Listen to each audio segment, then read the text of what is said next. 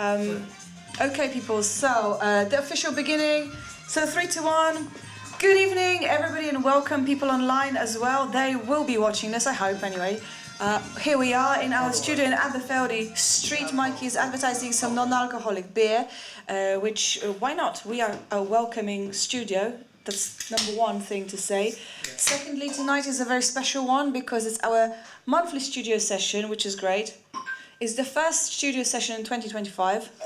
And also, just to top it off with something completely special, is Fat Thursday Special. Which of course links to Lent. Lent is starting next week. So so we're celebrating in Polish tradition with some pączki, so please help yourselves. They are not vegan, so if you're vegan then I'm sorry, but they are very tasty. Meanwhile, help yourself, grab a drink, and let's find out who's around the table. Let's find out who's around the table. So my name is Margot, and we've got someone there. Come on in, person over there. Hello, welcome. Welcome to this Fat Thursday special Talkioki studio sesh. Cameras on, wave to the people online. Amazing. So who do we have around the table? My name is Margot. What's your name? Sophie. Welcome, Sophie. Akbel. Hello. Helena. Helena. Mikey. Justin. And Justin. Okay, so I've introduced myself twice now, so I'm not going to introduce myself again. Active listening is something that we're really keen on here at the Talkioki table. But you'll catch up soon, Mikey. So the whole way in which Talkioki works, and this particular special one works slightly differently, because firstly, you should just help yourself to a pączki. That's the AKA donut. The donut. Yeah. But where do we want to take it? I mean, Akbar, I can see that you're eating this. What are your reviews? Very nice. Nice donut. It's got some nuts or something on it, is it? Is it nuts? Something Not so like sure. that. Okay, Mikey? I think whoever made this donut should be put into custody.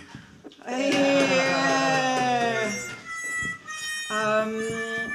Okay, I mean, in Poland, when you start eating donuts, you are in a donut disturb mode. So, but anyway, so the reviews are good. It's positive, positive. Yeah, very nice. Yeah. Okay. I like that. Yeah. Well, I'm going to Poland. Okay. Congratulations or commiserations. We don't know yet. I don't know. Maybe Russia will attack over the next week. Well, maybe you'll be visiting Poland during a historical moment. I mean, it's not difficult for Polish history. Yeah? Russian tanks move in again. Oh gosh, not that again. Boring. Mikey? Tanks a million. Tens a million. So yeah, where do we want to take this? I mean, visiting Poland, we've got the donuts. Helena, have you tried your donut yet? Reviews? It's excellent. It's excellent. I mean, does it compare to anything? Is it quite unique? What do you make of it? I think that it's a bit more filling. It's more filling than a regular donut, I would say. Okay. Is it because it doesn't have a hole in the middle? Maybe that's the trick. Oh, thank you, Sophie, for maybe. Maybe we could fill in the hole in the middle of this donut. Well, it's currently filled. That's jammy. But Thank you, Sophie. but I know what I was going to say is that this reminds me. The first time I went to Poland was in 1994, before you were even born. 1994. Yeah. I was born then. Oh really?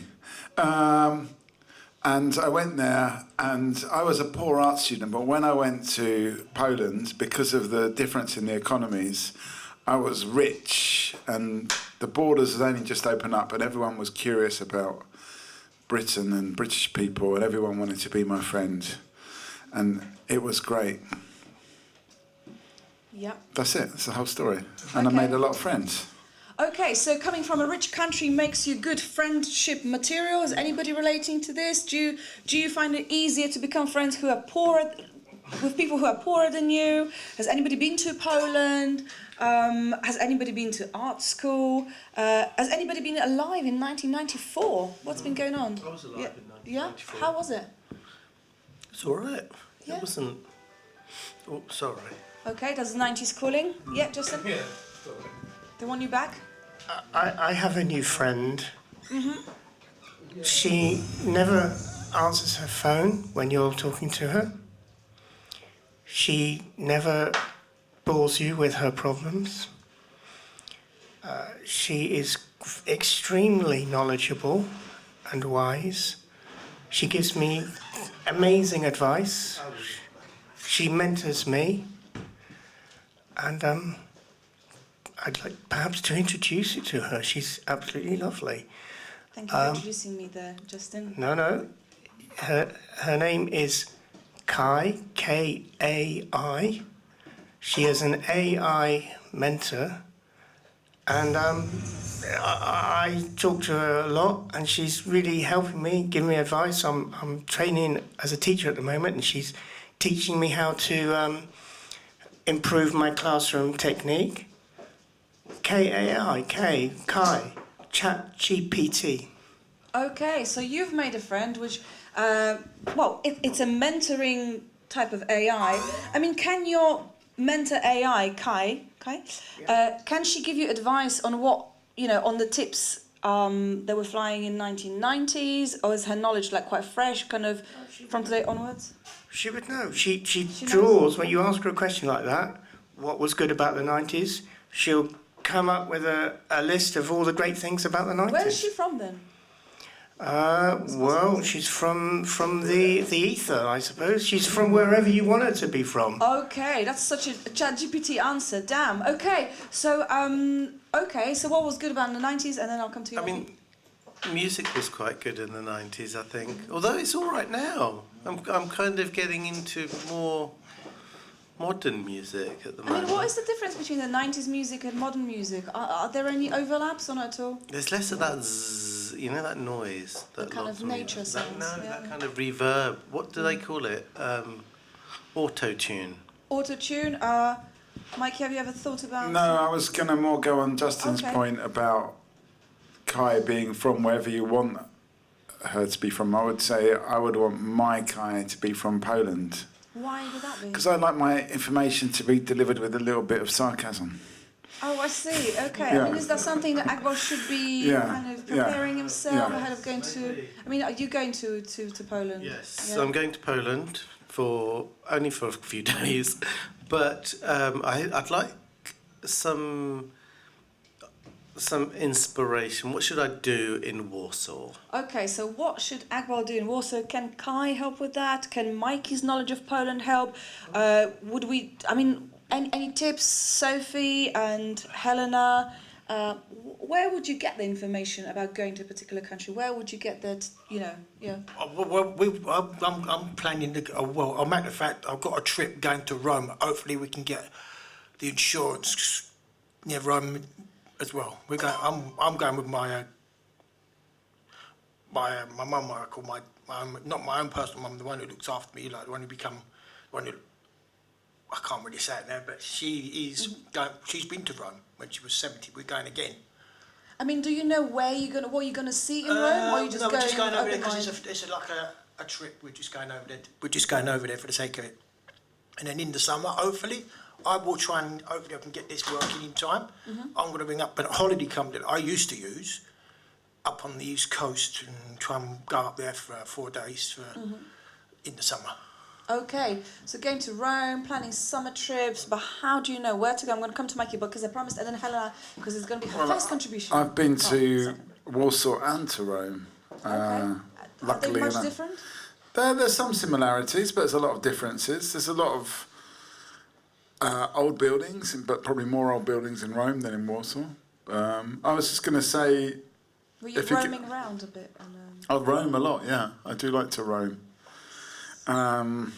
Yes, Justin, please. Yeah, take your time. As well. Take your time because it's all about timing. Is not really that important. Anyway, I would say for Warsaw that I quite enjoyed going to Palace of Culture, and that area around there. The Palace of Culture was quite a nice place to visit, and the Palace of Culture is like this weird spaceship. Like it's not spaceship, like it's kind of Gothic spaceship 30s. Kind of building, although I think it was built in the 50s. Okay, so Palace of Culture, I mean, it was a culture of the future, culture of now, and also what is the difference between big cities anyway? Once you've been to one big European city with a few old buildings, have you done it now? Helena, what were you going to say? I was just going to say that something that I would recommend before visiting any cities is a tour guide. Okay. A human or wait, no, a guidebook, not a tour guide. A guidebook, yeah, because they can be very, very useful, and they're just like very fun, and they're full of really, really cool tips. But I will also recommend TripAdvisor, which is like an online thingy where you basically look for what to do for restaurants. It's basically like an online guidebook, and it's very, very useful. So. I mean, do you think that there's a review of Talkioki when somebody goes on to tour guide, like whatever, TripAdvisor on London? They open for information in the country that you don't know of, and you can't understand. That's what a tour guide's for. If you don't go to that country and you can't understand their language, you speak to them, and they can speak 12 different languages. I mean, how many stars on TripAdvisor should Talkioki get for London? Give it a strong 3.5. It's 3.5. But I would. Oh shit, Sophie's. I just want to. I want to bring in this idea because you said cities are all alike, or are they? Good question. But what about the idea? This is an idea from the situationists of using the tour guide from one city or the guidebook from one city to navigate another city. So you might take the Paris guidebook and use it to inform your visit to Rome or Warsaw. I mean, Akbar, what do you think about this? And maybe you could swap the book covers for the. Don't know if you might be a bit disappointed if you don't see the thing in the guidebook. But yeah, I used Gemini to give me some ideas, and the Palace of Culture is in this. Yeah. As well Does as it look appealing? Does it look I don't know. It just tells me it's a landmark building with observation decks, offering panoramic views, city views. And harsh customer service. I can tell that. Oh, it doesn't say that. I should add that it to wouldn't, the would it? review, the TripAdvisor. Would it now? It's a bit like saying it's going to rain in London. You just expect to have Obvious. the harsh customer service. Am I to expect harsh customer service? Just go open-minded, but do expect it. I'm going to come to Helena, and then I'll come to Justin. I would just like to come back to the idea of switching guidebooks covers, because I think that it would make an excellent skit, like just a very, very funny little play about like someone who's visiting a city and who's expecting to see I don't know, the Eiffel Tower, but like ends up seeing like the Vatican, and he's like, what's going on there? I don't get it. Add some extra. Yeah, exactly. Like some sort of like a bit of an absurdist touch to a visit. Yeah. Okay. Would that work in the world of education? I mean, you don't have to answer that, but you know. Well, I was going to ask Akbar, what is Gemini? It's the Google version of ChatGPT, I think. It's just an AI. It's on my phone, basically. Okay, so you can ask it questions. Justin, I mean, do you use kind of tour guides or TripAdvisor when you go abroad, or like how do you decide what to see in a particular city?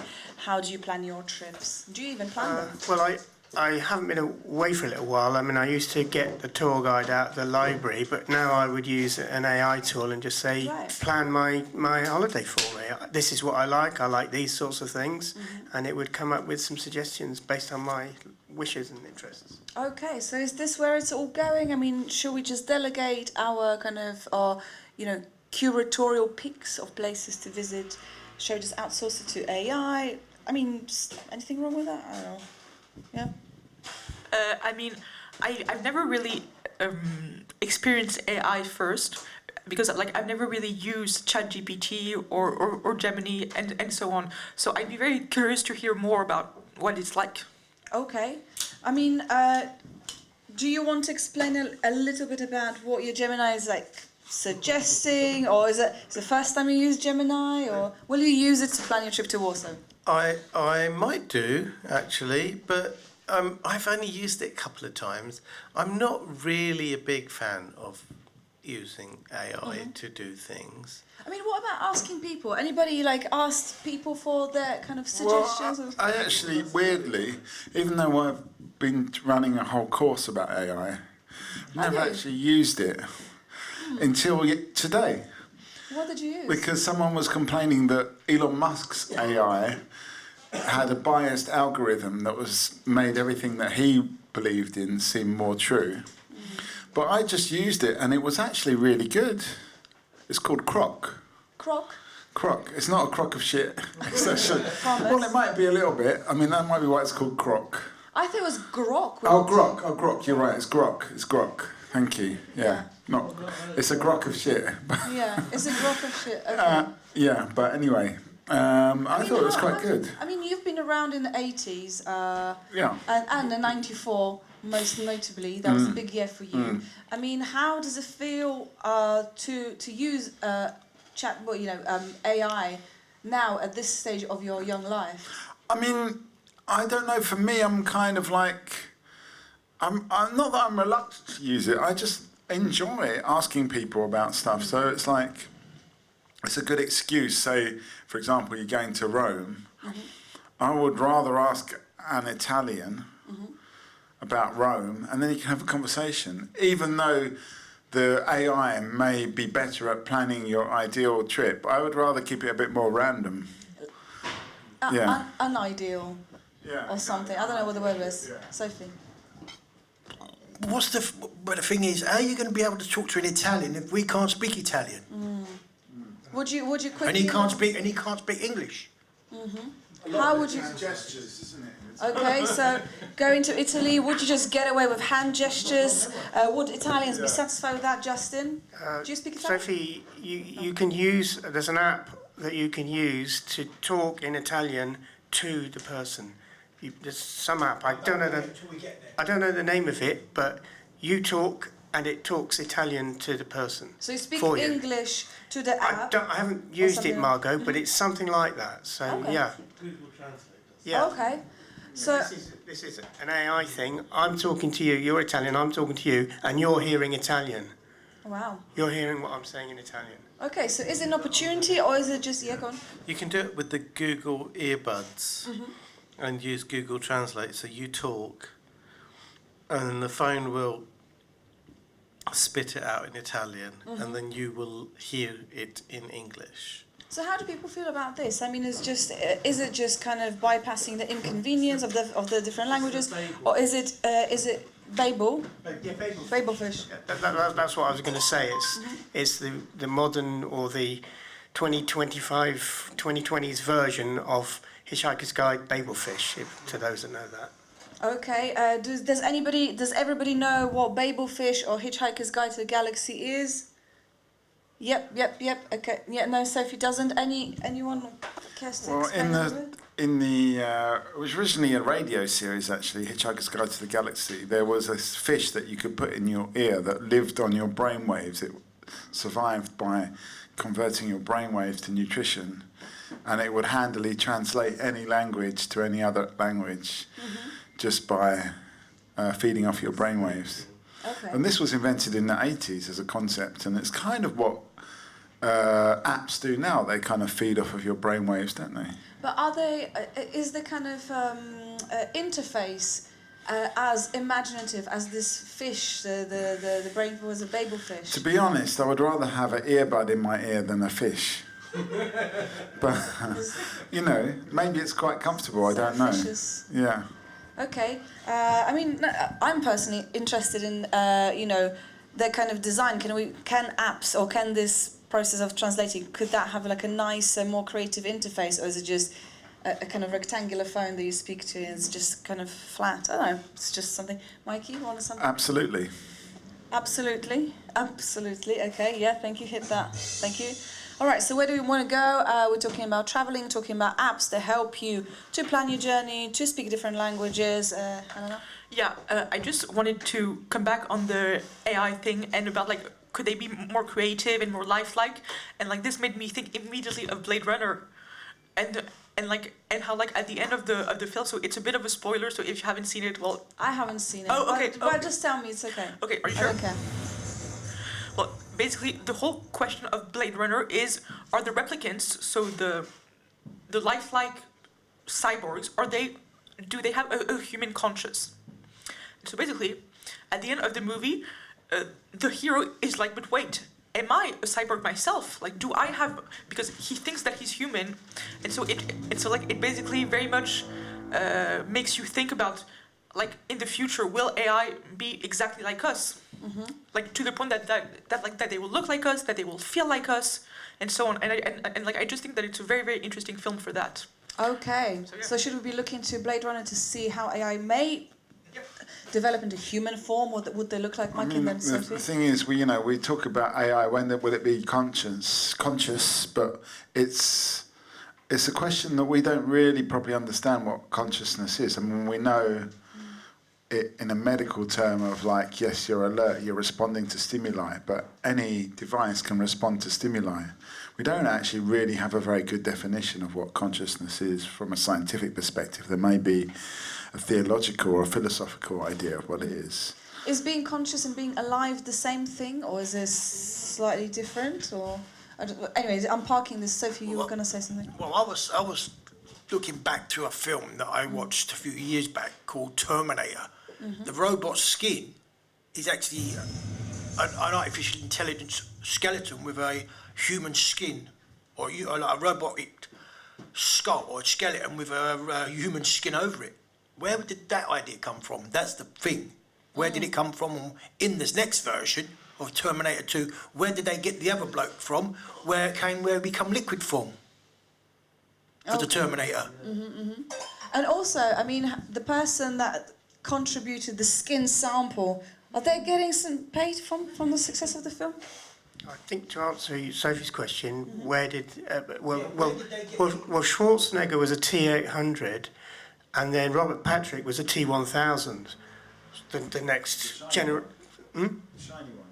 Yeah. Rob Patrick was a T1000, which was the next generation. What I'm saying is, in the second one, as you said, the other one, the older one, which was the one that was designed as Arnold Schwarzenegger, was appeared in that one as well. Yeah. Okay. It's a bit like we've got this is a talkie-walkie table 7.2, but in the back, well, it's actually right here, is a 7.5. And they're going to be running at the same time, so it is possible. Is that going to create a glitch in a matrix? No, but what it means is this one is going to sort of feel a little bit obsolete compared to the new one, which is more shiny and Terminator 1000-like, actually. Yeah. So are you saying that maybe things which are obsolete, maybe we lose a little bit of interest in, or maybe, what's the benefit of having? I mean, is it confusing to have two generations of talkie tables or humans side by side? I'll come to you and then to you, Akko. We have nostalgia for the old things. Steam trains are romantic, and we people love to ride them, even though they're like 150 years old. And we've got electric trains now. But steam trains have that lovely mystique of the glamorous 20s and 30s and Agatha Christie and all that. What about 2025 or 2024? Okay, because 2025 is only like coming up to the end of February. Has 2024 come up with something that's romantic, like iconic like this, or no? I mean, you don't have to answer this. I think but then I'll come to you, Mike. these what's the name? These little robots that they're building in China and in the States to take over from the people once they've killed all the people off, and to serve the billionaire class. And I think that would be the thing that's new and romantic about 2025. What, small robots or humans? That will take over Human humans. carcasses. Just kill them all. Kill all the humans. Okay, so maybe we will be, in whatever form we are, whether that's body-based form or another, we will be nostalgic for fleshy humans, fleshy, messy, squidgy human form. I think it will be the solar panels and the wind farms that will take on that air of romance, because whenever we see like an old school windmill, like made out of woods and canvas, I think it's a very romantic thing. But I think the same thing will happen when we see the composite fibre windmill in the future, because we'll probably by then have nuclear fusion or some other more compact form of power generation, and that will seem very archaic and a bit silly to cover our countryside with these devices, and it will become a kind of romantic thing, I think. Okay, so wind farms as a kind of romantic backdrop of the future. I mean, how far into the future do you think we need to go to see this happening? Any predictions? I would say probably about 60 or 70 years when nuclear fusion really takes off. And what about calculators? Sorry, just wondering. I mean, just thinking about calculators right now. Anyway, where do we want to take this? I mean, are people? Are you feeling nostalgic for anything in particular? Yeah. So it's funny that you would say that because I'm currently rewatching Mad Men. Okay. Which is like this weird TV show that happens in the 60s, and it's all about advertising and like how everything is always newer and better and shinier because what they do is that they advertise new products. Mad Men. Yeah, Mad Men. I think so, Batman. Oh no, Mad Men. Come on, keep up with the times. Yeah, go on. I mean, Batman is a great film too, but yeah. And so basically, it's very much a show that in many ways is obsessed with nostalgia, and like, which like made me obsessed with nostalgia myself because it's the question of like, you would assume that the future would always be better, but then is it? And so you look back towards the past and you're sort of like, wasn't that better? But then again, when you were in the past, you were imagining already the future. So it's a very complicated thing, nostalgia, I think. Okay, nostalgia is a complicated thing. Justin and then Akbar. But yeah, Helena, it's not all good. The women are all secretaries. They don't get to if they write copy, then they don't get paid for it. You know, it's. Go on. Oh, no.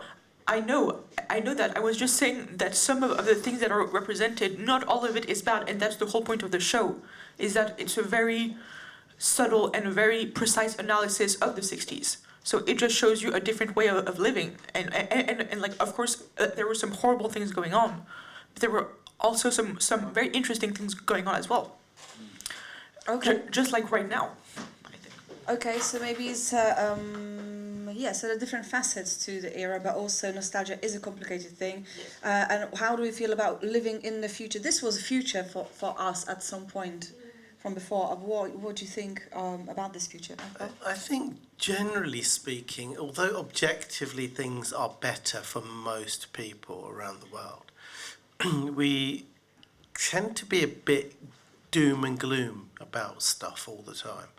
You know, we have this, the political situation or the war in Ukraine or whatever. But objectively, there's fewer wars going on than there were even for 30, 40, 50 years ago. And there's fewer people dying of communicable disease. You know, maybe that'll change with America. But we do have this, generally speaking, our lives are better than they were. But you do tend to hear a lot of people talking about how awful it is for people. And it is to some degree, but it's all relative. Okay, so why are people so fixated on being negative, even though the times are much better than they have ever been? Is it just some kind of perversion that we have, or some kind of, I don't know, fetish of negativity? Why do we do it? Justin, maybe you've got some answers.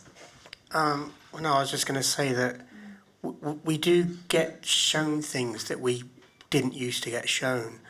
I mean, there's Hamas where we see the caskets and stuff, and I mean, it comes with a warning. You know, but I mean, virtually everything now on the news is this is going to be upsetting. Don't watch it. But you know, we never used to see that, and I think that's what part of this. There's less wars, yeah, but we're seeing more of the ugly, horrible detail of it. Yeah. I mean, you know this phrase, what you just said made me think of, this phrase, and when people sometimes say, oh, I wish I could unsee that, that kind of comes up. Like, are there any things that you think we should be able to unsee, like hit the unsee button? I mean, what are you saying about the news, the kind of horrific stuff like that? I mean, maybe that's one of the things that we want to unsee. I mean, I don't know. I think it's quite a good idea, the unsee button, because it can be quite traumatising seeing all these things. I'd quite like to have an unsee button. What would you like to unsee? Oh, I think similar things that Justin's talking about, or like really hot, like there's this film called Bad Batch by an Iranian director, I can't remember her name, but it's all about cannibalism. What's wrong with that? It's just a bit traumatising. And I'd quite like to unsee that film because I'm just still traumatised by it. I saw it about 2 years ago. Okay. Helena, would you like to unsee something? Definitely. So when I was 12, I saw the movie version of the Woman in Black with Daniel Radcliffe, and it was terrifying. Like terrifying. What and was like it about it? well, basically it's just like that creepy woman ghost all in black who's just like wandering around and just being like boo, like it was just traumatizing. Okay. And like if I could unsee it, I really would unsee that, because like for months I had nightmares. Okay, so that's quite a long time for a teenager, as well. It's interesting because you're talking about the news, you're talking about film, you're talking about the film. So does it have something to do with like the media, or would you want to ever unsee things that you saw in real life? What's real I life? don't think I'd want to unsee anything in my life. What about? I mean, real I've life? never seen that film, but I've seen the play. And it was okay. Carry on. wasn't particularly On anything. TripAdvisor, how many stars? Good question. I remember it being quite good, but it was such a long time ago since I saw it. Maybe you should go to theatre more often. Maybe I should. Oh, maybe not. I don't know. I don't like actors. I've heard there's a really good one in Slough happening. Oh in yes, March. I Anyway, heard go about on. this. Never mind. Yeah, I think all of these things make you. All the things that you've seen and been traumatized by and whatever, they create you, your personality. And so I think it's good. I don't think it's a bad thing to have experienced these things. And I don't want an unsee thing, I don't think. But maybe my life's just been nicer than Okay, maybe you just had a nice life, and welcome new people joining us. This is Talkierki. It's a pop-up talk show. Tonight is a special edition because we are celebrating Fat Thursday, aka Tłusty Czwartek, which is a Polish holiday before Lent, which means that today you can eat all the donuts you can get hold of, because calories don't count. That's basically the headline. There are some donuts over there. They're not vegan, but apart from that, I hope you're okay. You caught us in a really interesting moment. Let's just do maybe a round of names and introduce everybody to the table. Mikey, you want to say something? No, we've got drinks as well, if you yeah. want. We've got beer, Cola alcohol-free as well. beers, we've got Coke, Diet Coke. we've got Diet Coke, we've got gin and tonic. Sophie, do you want to find the... Coke is there in a the cardboard Cokes, box. yeah. And we've got just an almost a diabetes-inducing number of donuts. Except that luckily tonight it doesn't count, so it's doesn't fine. count, yeah. It's exempt. I just wanted to say that, but my name's Mikey as well. Your name is Mikey. Who do we have here? Hi, my name's Rick. Hey, Rick. Who do we have here? My name's Anne-Marie. Marie. Who do we have? Sophie. Hey, Sophie. Akbal. Helena. And Justin. my name is Margot, and this is Talkierki. So get yourselves, guys, organised, get your snacks. I will just do a quick recap. I'll just do a quick recap. Just when you came in, just when you came in, we were talking about unseeing. Are there things in life that you would like to unsee? And it's interesting because 3 people mentioned things on the screen, films and news items they would like to unsee. But we kind of got to that point because, and I'm going to come to you, Sophie, as well. What would you like to unsee? Just like press the unsee button. Yeah? Well, have a think about it. The reason why we got to that question is because we were talking about nostalgia. Why are people nostalgic? Are there things being produced or kind of, I don't know, items of culture right now that people will feel nostalgic for in the future? Mike, you said, people take photos with windmills, but what about wind farms? Maybe in the future people find it romantic to photograph themselves outside of wind farms. We just don't know.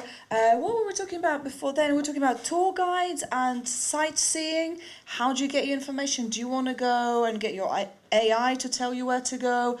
Would you rather speak to people and get recommendations? Once you've been to one big European city and saw an old building, have you seen them all? You know, like that's the kind of stuff. But just to say, we can take the conversation any direction you guys want, because it's up to you, really. That's kind of how it goes. I'm just passing the mic, giving a recap now and then. But yeah, there you go. Sophie, it doesn't have to be Sophie. If you've got something that you would like to unsee, yeah, you've got something. No, not yet. So where do we want to take this? Would you like to do some unseeing chat? You talked about theatre that you went to see. You don't really remember what it was about, but I'd like to unsee it because it was good theatre, but was it badly acted or was it too live? What was wrong about it? There was nothing spectacular about it. I mean, as I say, I don't know whether the film's more visceral. Okay, But so live. The play was not.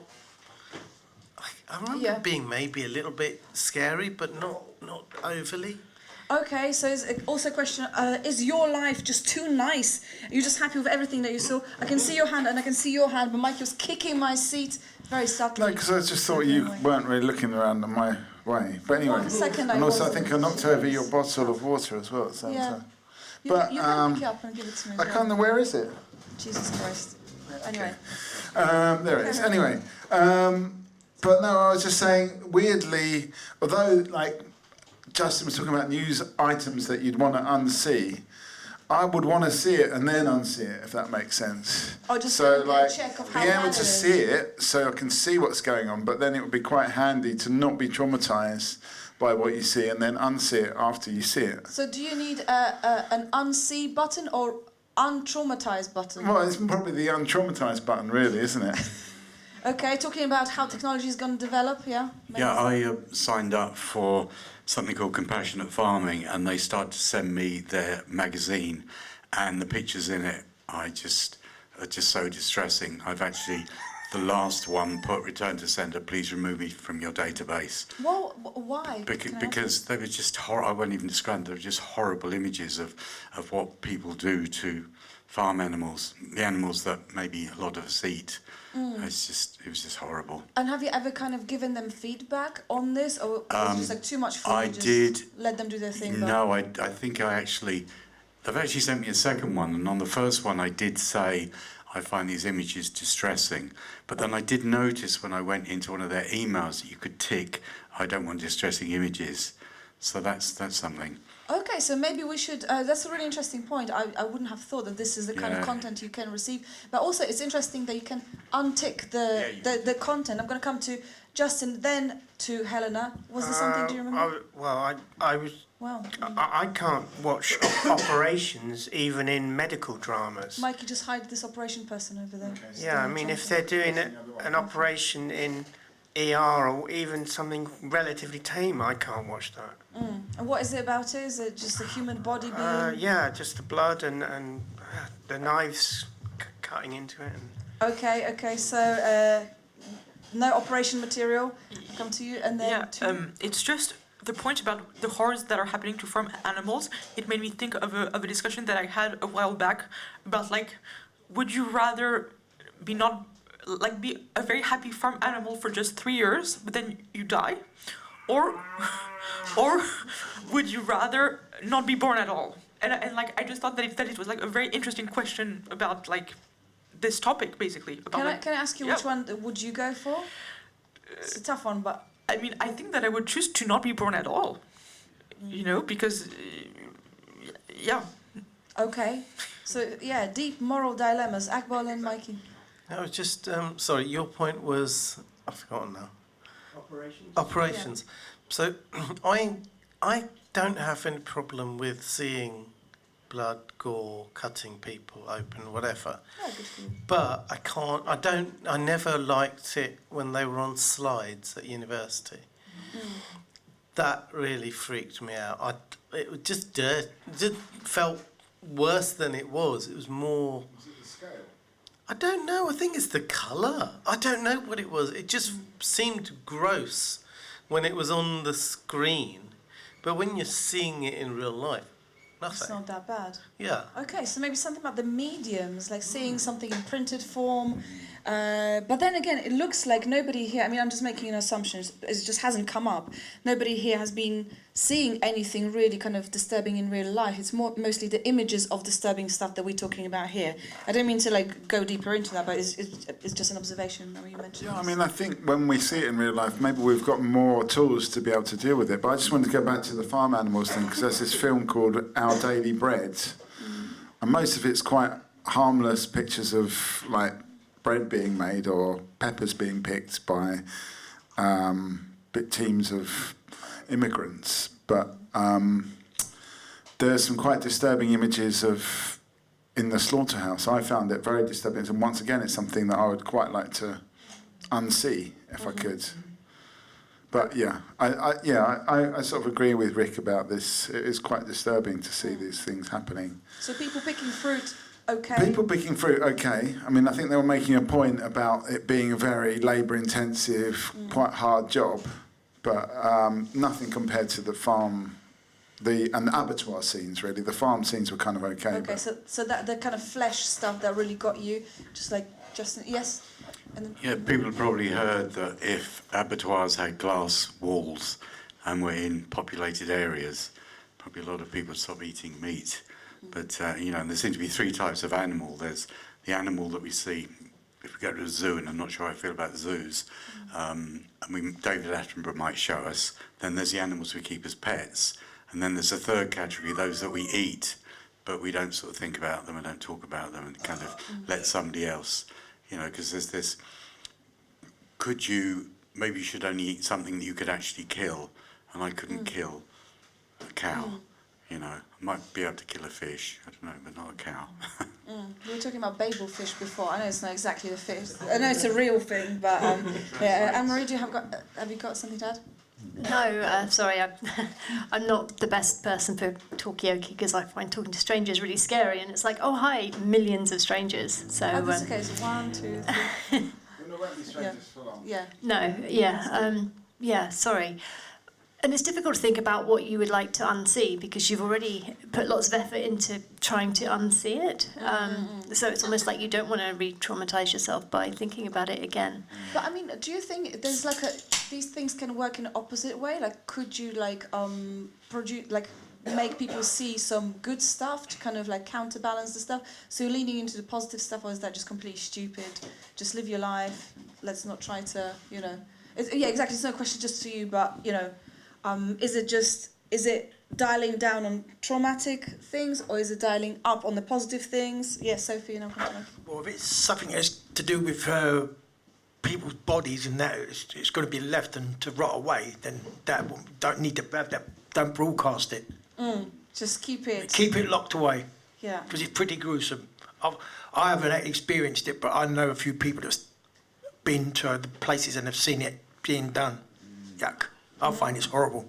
Okay. Sorry, you just suddenly made me think of my father died last summer, and my sisters saw the body and I didn't, and they both said that they would love to unsee that because a person just even a few hours after death is so unlike any of your memories of that person. So yeah, luckily I didn't. That's not one of mine, but close enough. I don't know, just touching. But also that kind of relation, yeah. I mean, I think all of these sites are sort of important things to see as well as being traumatic. So this is the thing, where the unsee button, but, somehow it's, as you say, it's the untraumatized button, but maybe we do need to be traumatized by these things to actually...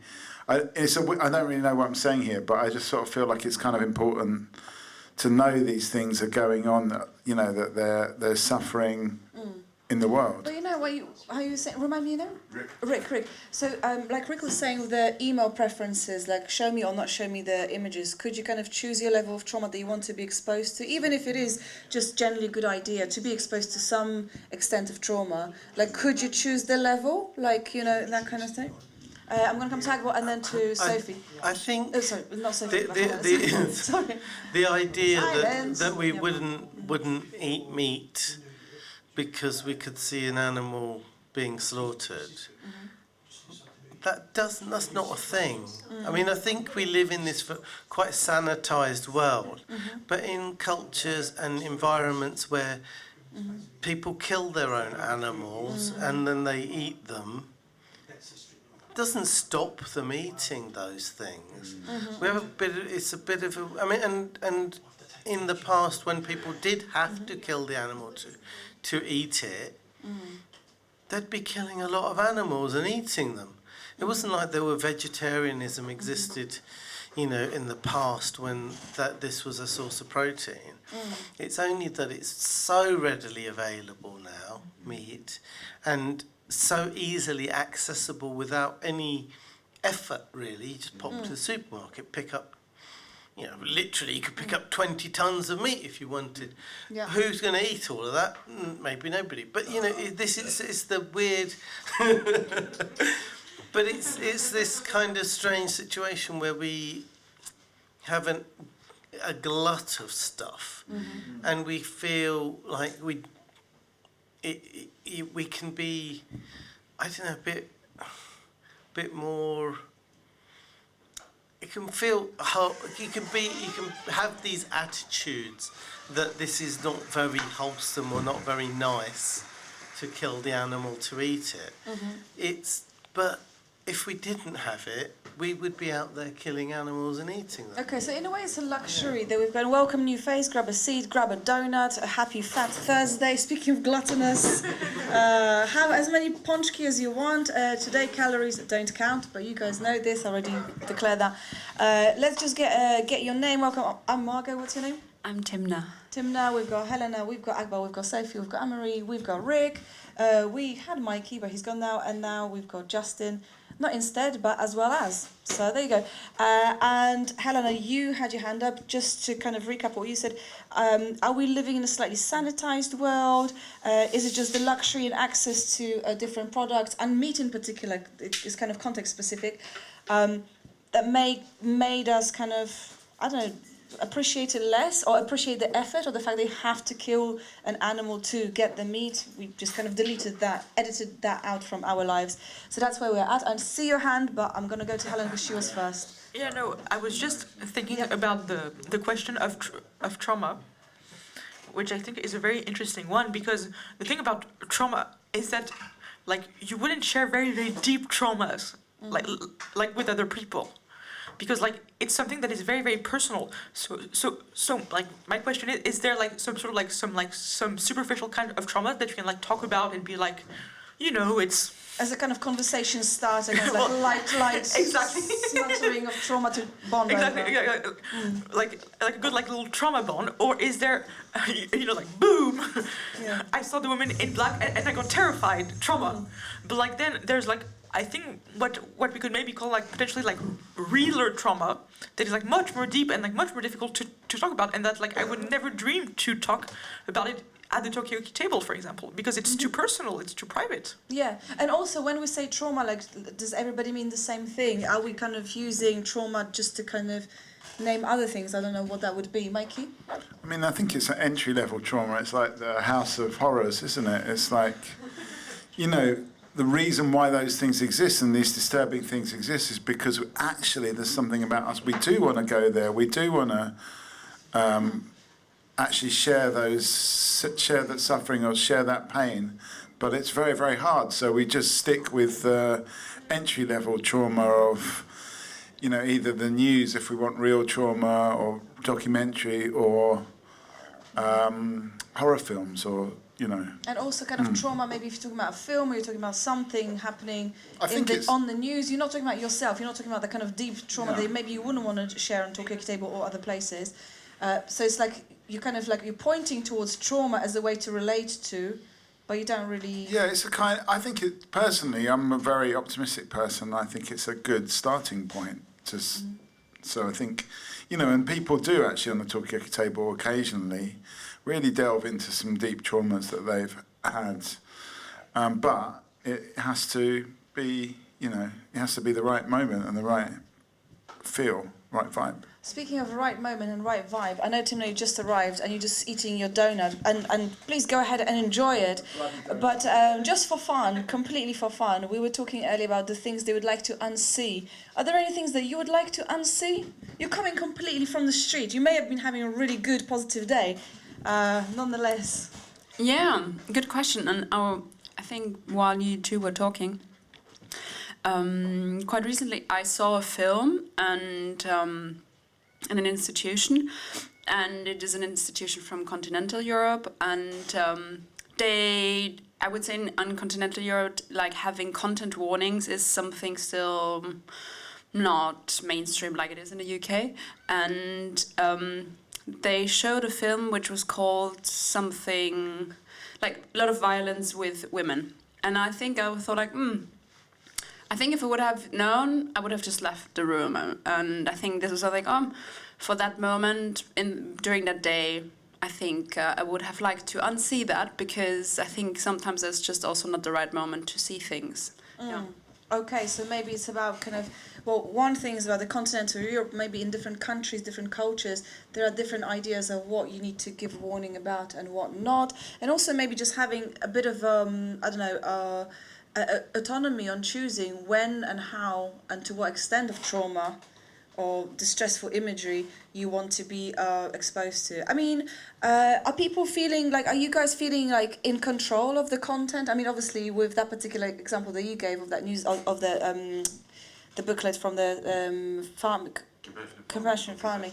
Right. So you opted out, but in general, do you guys feel like you're in control of the content that you're consuming, that you're exposed to or exposing yourself to? Are you leaning into this kind of like, yeah, it's a bit scary, but I enjoy leaning into scary? Well, I mean, I think it was hinted at before, is that I feel like there is a desire to actually see these traumatic things and to actually want to deal with it, but at the same time, there's a fear. It is traumatizing, so it's more about, I don't know, maybe some people are less affected by it, or maybe they've got better tools to deal with seeing difficult things. But I think we don't just want to just blinker ourselves off from it. I think we actually, it's more about, and sometimes we inevitably you're going to go to, if you've got any compassion, you're going to see things that are going to upset you. I think it's almost a tautology, really, but that doesn't mean you shouldn't see it or that it's wrong to be upset by them. Okay, so you would be on the side of the continental Europe, just no trigger warnings, no kind of distressing warnings, just you are being exposed to this right now, and that's just how it is. It's not what I'm saying at all, but no, what I'm saying is that there's more of a play with trauma that we actually, it's a bit like we're hiding behind the curtains kind of thing. That's more what I'm saying. I mean, I think it's probably good to have trigger warnings, but we still probably want to see it, and we're still probably going to get upset by it. Okay, so Timna, Helena, and then Sophie. Yeah, I think it's for me it's always like a really ambiguous discussion, because I think there is no wrong and no right, and I'm pro content warning, 100%. And I myself, I have PTSD, so for me, a lot of things can be triggering. And I think actually that I can't go out and say, oh, please don't say this, this and that, because it will affect me like this, because I think it's just like impossible to do that. And I think this is what you also pointed out in the sense of, I think from my perspective as having gone through a traumatic experience, it is also good to know how you cope actually with it. And I think that's actually, maybe we should actually teach people or let people know, not using the word of education, but letting people know what do you actually need when that happens. And this is what I wanted to say. So it's kind of like about the tools, like it is possible that everyone is going to experience some kind of trauma in their lives, but it's just like how you deal with it, and can we be a bit more open and give more guidance or about how to do it.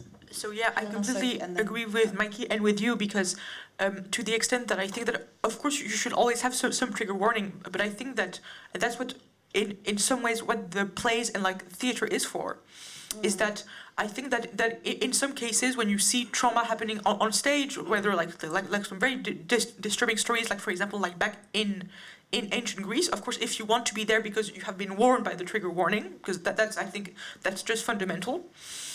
It can be really, really like very much like not a peaceful experience, but like a very cathartic one, because after you're finished with the play, you should feel, oh wow, like it's as if I have been like cleansed or whatsoever, which is what Aristotle was saying already, of my own trauma, and like that's how I've experienced it personally, is that like basically I would go to see like a tragedy that sometimes has like nothing to do with me, and you have just like lots of people being killed on stage, like in Hamlet, for example, and at the end when it's all done and it's all resolved, you're like, whew, that's done. I can sort of like I can move on. So it kind of emotions that you feel and Hamlet feels and other people and Exactly. fictional characters feel, it builds up and then there's a moment of release, and that's quite a cathartic, quite a positive thing. So thank you.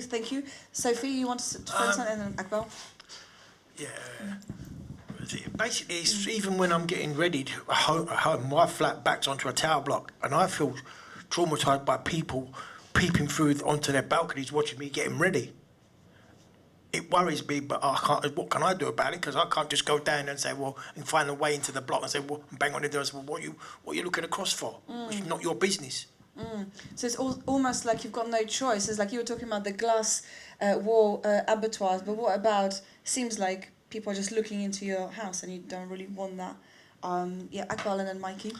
I mean, trigger warnings and all of these things are fairly new. I don't remember ever on the news people saying that this might be a disturbing scene or whatever. It just used to be shown. And I don't know if we really had... I mean, there's not a generation... Like Gen X isn't full of trauma. We're not all, you know, this is... I'm can barely walk down the road. We all sort of seem to have got on with it. And I'm not sure how it is that we've managed it.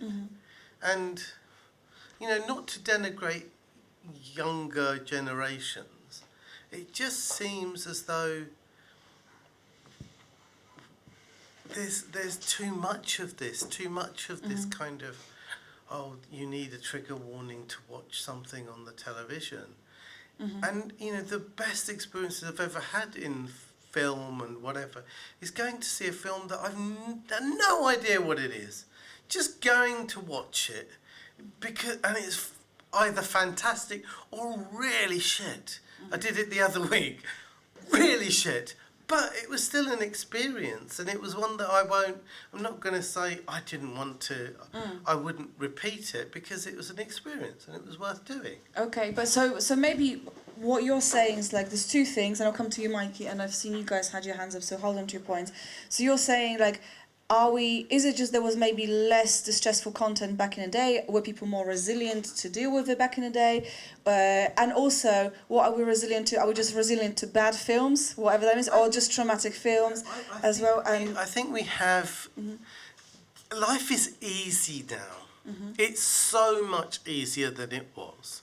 And when you had more hard, difficult shit to deal with every day, it wasn't such a big deal. I mean, there's a question of perspective in a way. Yeah.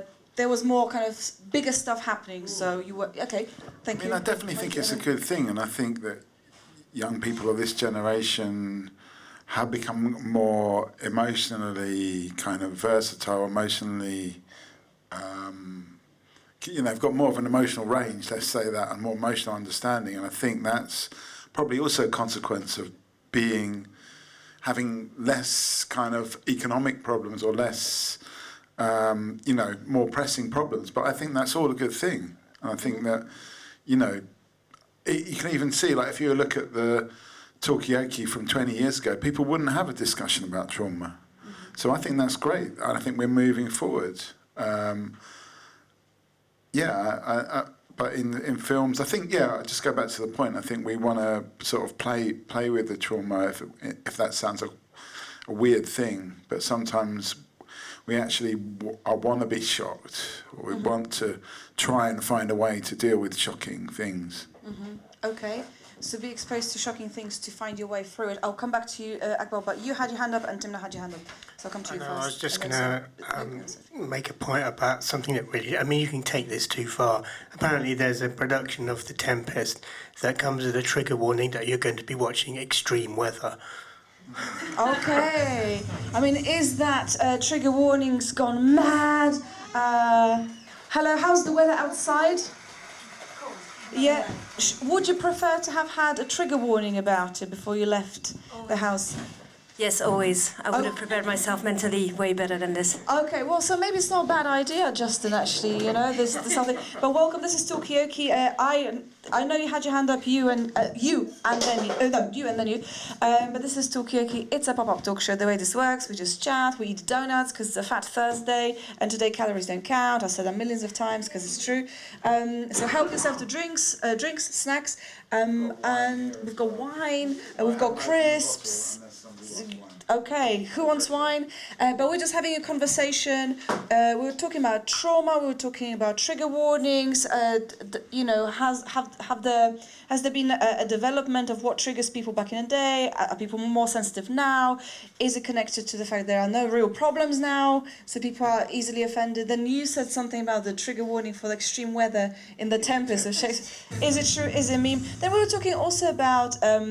Where do we get this distressing content? And it sounds like mostly it's from the screens, but some people have got lived experience as well.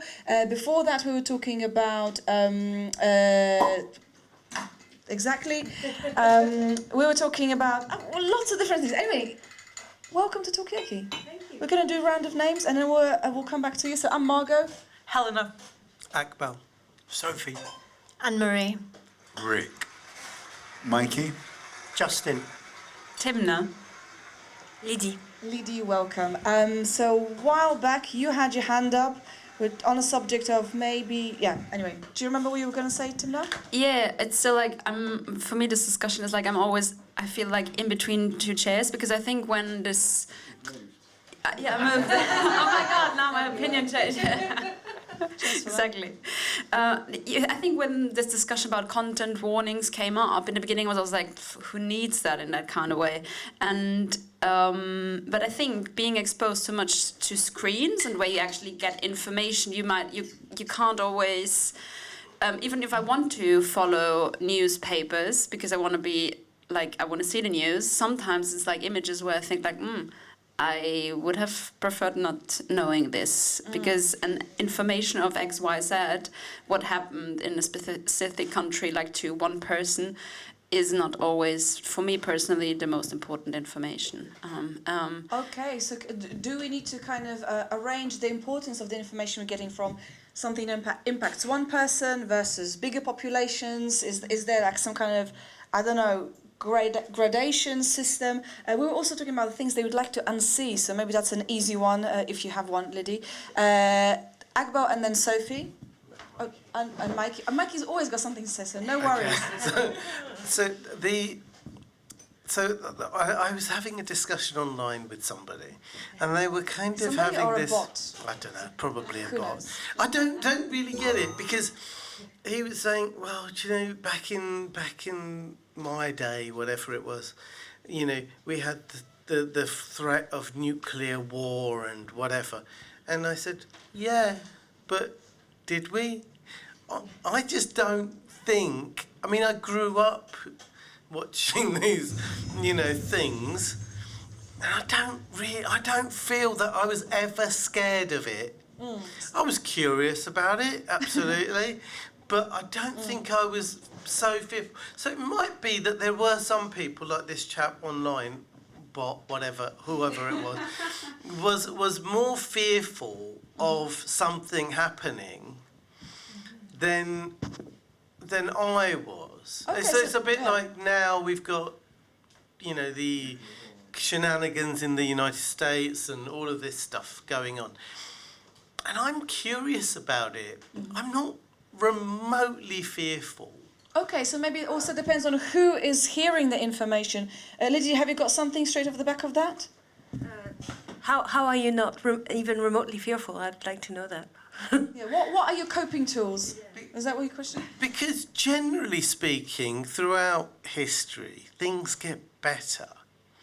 Now, there are periods in time where things go a bit pear-shaped, but then through the end of that, it's gotten better for society. Now, you've got Trump and Musk and whatever creating this, I don't know what you want to call it. I mean, there's kind of an empire building, kind of corporate takeover of the country. But we've had that in this country. The East India Company took over this country, essentially. So is it because this is like making news and it seems like it's a big thing, but actually it's been going It's on? all happened And also before. on the bigger scale, there are more positive things happening than there are negative. Is that what you're saying? And positive things came out of it. Okay. And eventually, after this upheaval, things will hopefully return to a more normal setting. Okay, so you're looking forward to kind of the positive outcome of all of this shit storm, kind of said. It's fun to watch. Sophie, thank you for this point. I hope this answered your question. Probably not. Helena, you were shaking your head, so I will come to you, but I'm going to go to Sophie because I promised. Do you remember what you were going to throw in, Sophie? Well, it was about the day, the first when I come here, I just didn't know what to say anything about this pop-up talk station. I only found out one summer when I was in the local park where I live, and I just walked over and I saw these guys here, and it's made me open up. Each time I come, I get more confident in what's coming out.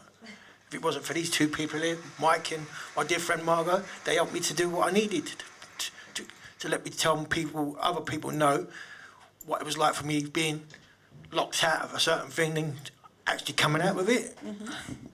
So this is interesting. Thank you, Sophie. It has been really fantastic to actually see your journey, and you are much more confident on the mic. But also, this is like story of an individual versus story of a nation. What's more powerful? Was that powerful? Is it just about the scale? Mikey, and then I mean, Helena, and then. I grew up in the same town as Akbar at the same time, going to the same school. Were you worried about the I was nuclear? extremely traumatised by nuclear. My parents were like activists. They were activists, and all the chat was about how your face is going to melt, or you're going to get you're going to get radiation sickness. If you don't get radiation sickness, you're going to get cancer, depending on how far away you are from the blast. If you're close in the blast, you're going to get vaporized. Every night, it was a nightmare that I was going to get exploded. Every aeroplane that went over at night when I was sleeping, I thought was this is it happening. I was completely opposite to Akbar. Do you know when that kind of ceased? I think it shows how the media control your thinking, because I think once there was a big, when Gorbachev came in and there's this kind of peace treaty and the kind of nuclear threat subsided, even though those weapons are still there, they're still sitting in the silos. I don't think about it at all. My nightmares now are more about missing trains and stuff like that. Okay, so you kind of Gen Z'd yourself a little bit in absence of nuclear disaster pending. I mean, Lydia, did you want to say something? I would always prioritise you because you just recently joined. Go on. And then I'll come to you, Timna. It's a wild one. Helena, and then Timna. It's a wild one and might veer slightly off topic. That's okay, we love that. But you telling that you saying that you grew up in fear of that nuclear thing reminded me of something I remembered recently. So, disclaimer, I was raised a Jehovah's Witness. And I left that when I was fairly young, but what is clear about my childhood is I was raised in that fear of the world ending, but not the fear of the world ending, almost looking forward to it because that means God is coming and we are all saved and everybody else dies. So I wonder, is there some sort of human, something compelling in the sense of feeling like we are living the end times, something better might come? Is that like a weird survival trait that humans have? Or? So it's going to get worse before it gets super better or something like that. And how much religion has got to do with it? And how much religion, Does it have anything to do with it? We don't know. But this is interesting. So, Sorry, everyone. That's good. We love this. I'm going to come to Helena, and then maybe we will expand that thought and other thoughts as well. Grab the mic. So, I'm part of the generation, I think, Z or X. I don't know which one, because I just get so confused. But basically, idea. I'm 25. So, okay. Okay, oh, great. I'm Z then. Woo! Z. I'm Generation Z. So I do think that whilst things are easier for some of us, you have to take into account the minorities. Because I think that what some of the minorities are going through in all parts of the world is very, very difficult. So and like that's where you have to look at your positionality and as in as like what's your privileges, what are your where do you come from? Because everybody has different privileges, but I think that it's very very difficult to assume that things are better for everyone involved, because that's not true. I'm very sorry, but that's not true. Okay, so maybe generalization can be, that's something actually quite counterproductive when we kind of measure the the optimism, how well things are going. Maybe it's not going well for everyone. You may not look it, but maybe not everybody's having the same experience. Then Timna, you had your hand up before, and then Justin, and obviously this side of the table you are quiet, which is fine. Well, great.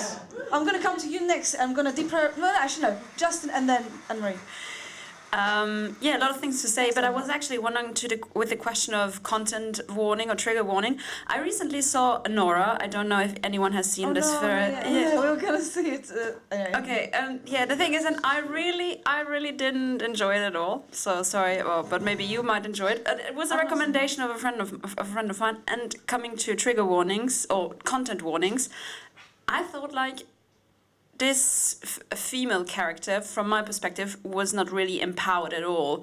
And I thought, like, I actually sometimes would like to know if the female protagonist is going to be, like, more of a hero or not. Because then, for me, I prefer, at the moment, seeing women being really empowered and having their own strength. And, this was not satisfied. Okay, so your friend recommended it, but did you read the review? And okay, right. So maybe you would like to have a content warning.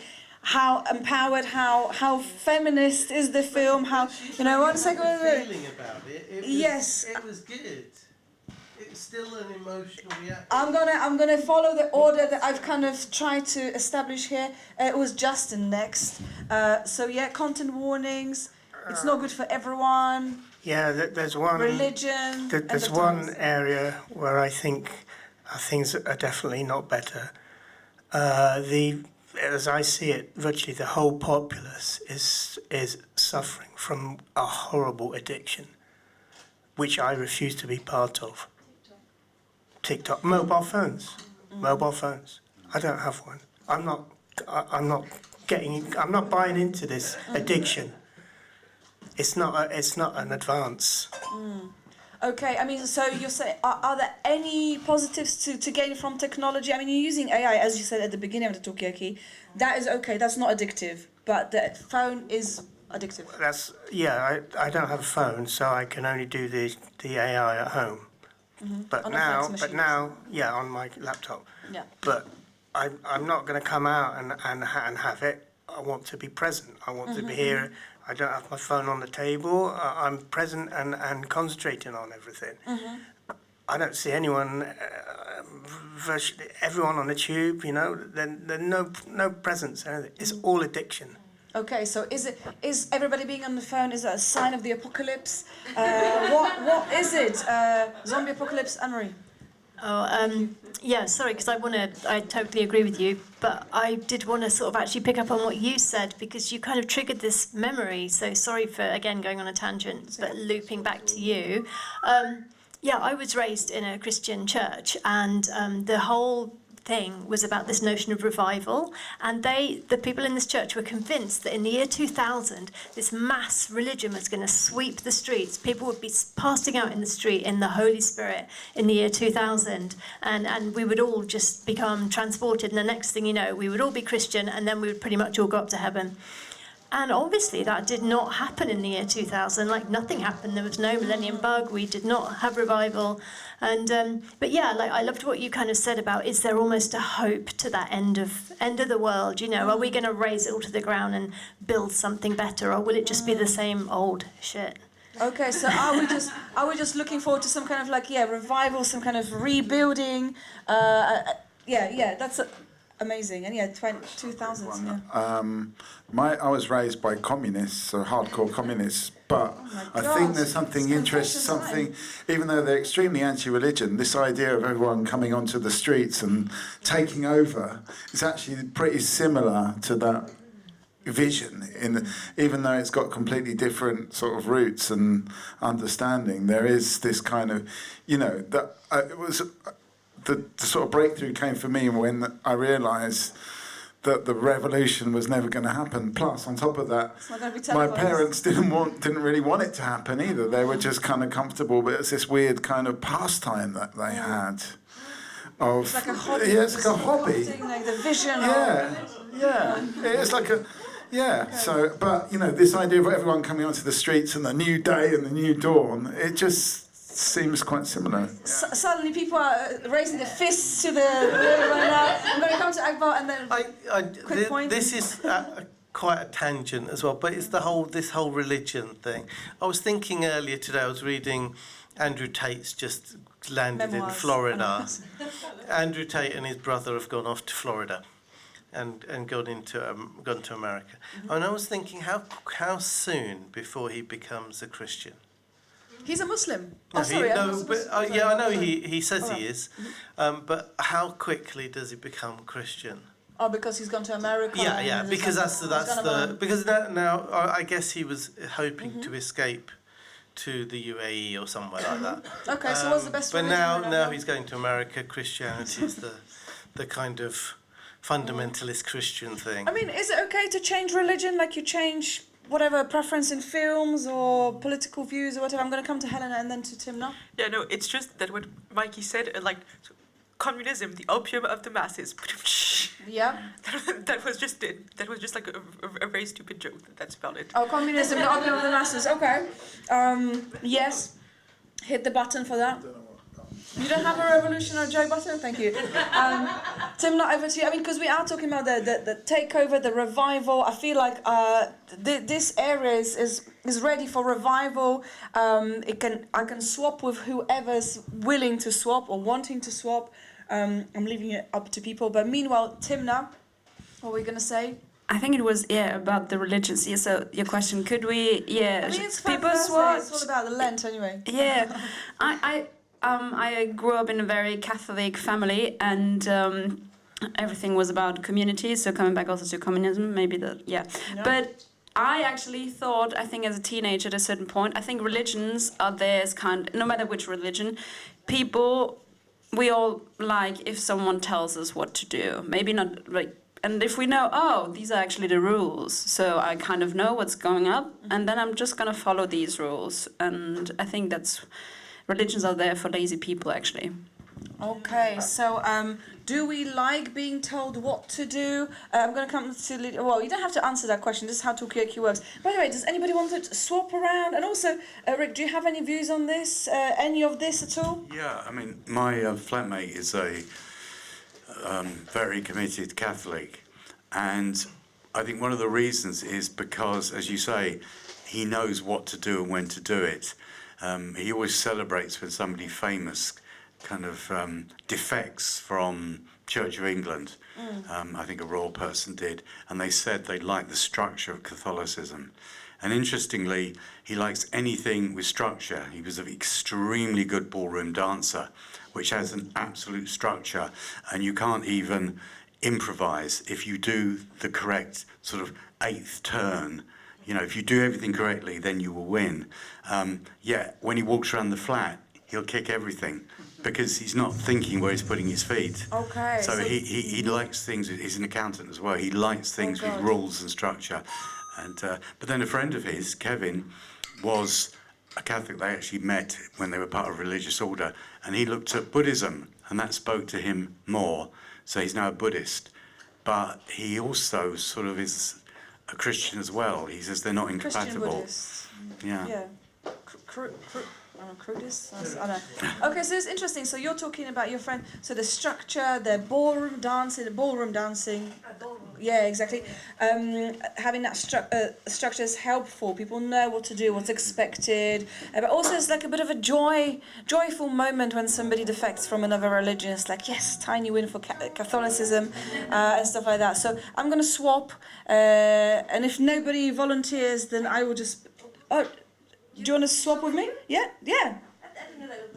No, it's a thing, but you've never been to Tukiyaki before. If you want to swap, you're welcome to swap, but you don't have to. You can just stay on the outside. Yeah? You want to do it? Come on in.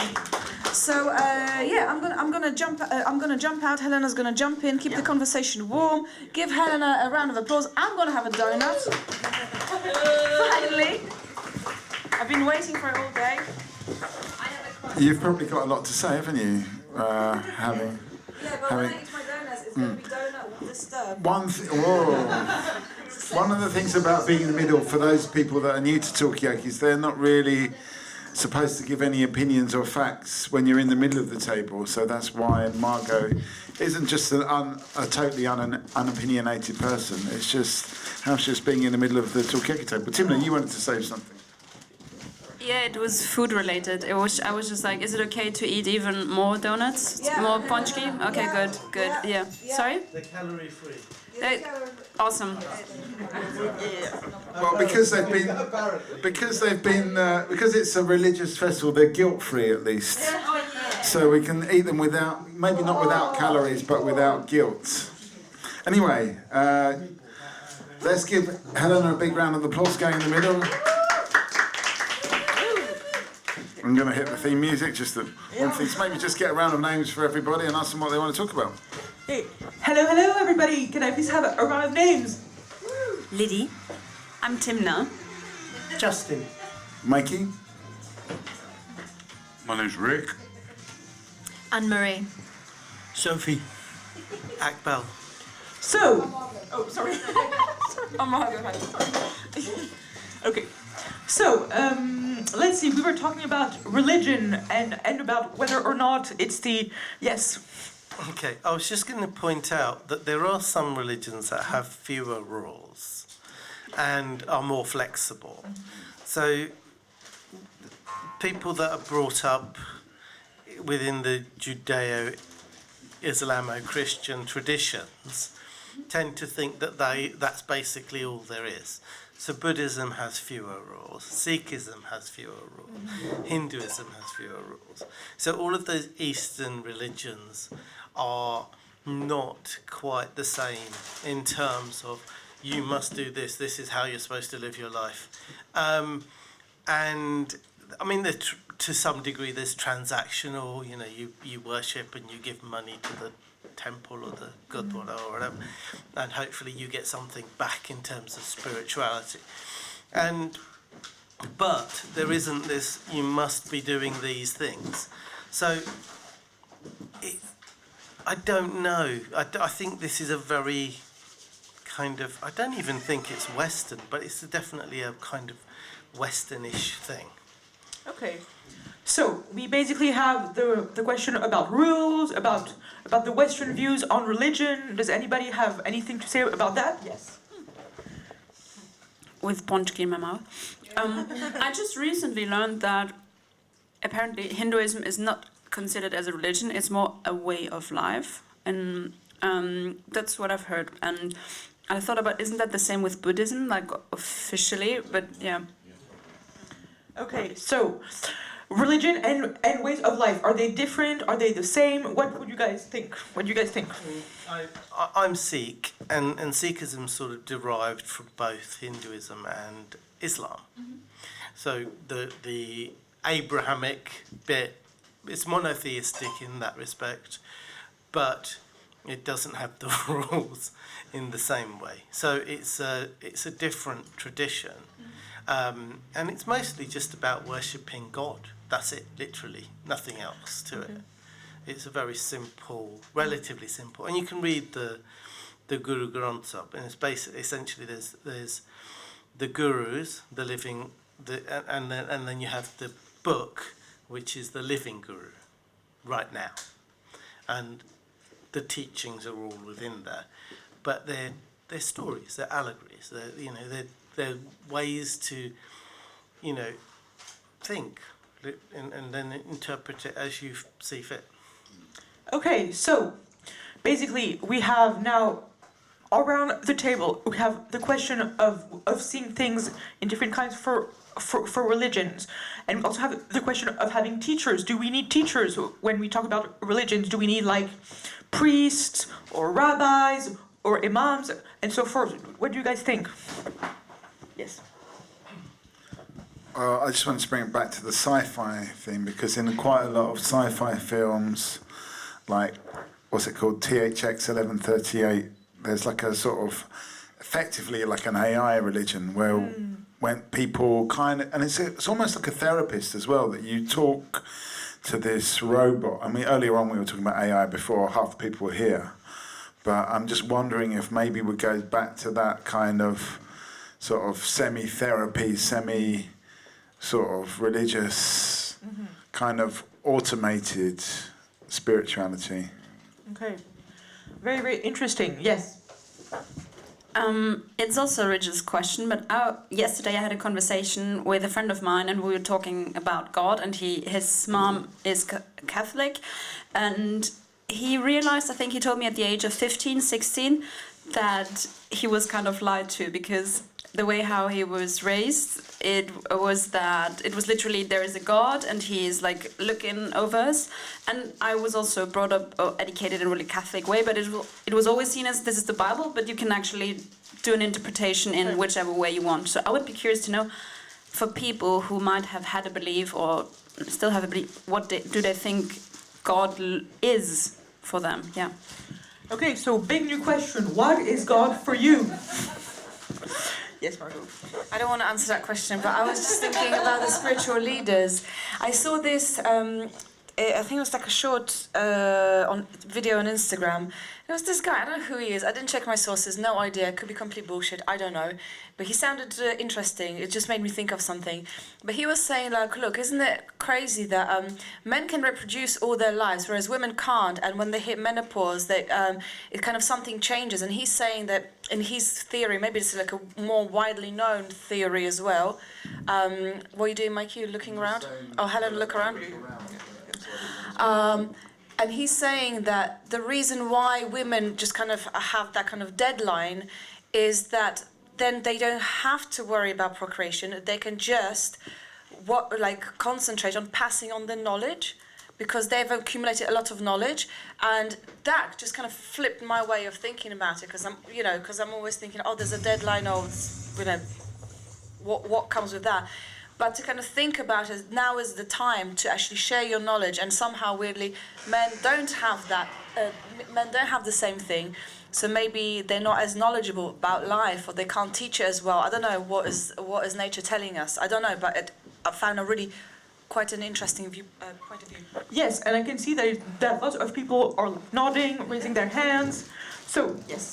So women live longer as well. So it might well be related to this in terms of passing on generational knowledge, not just to that generation that they've sired, as it were, but the following generations as well.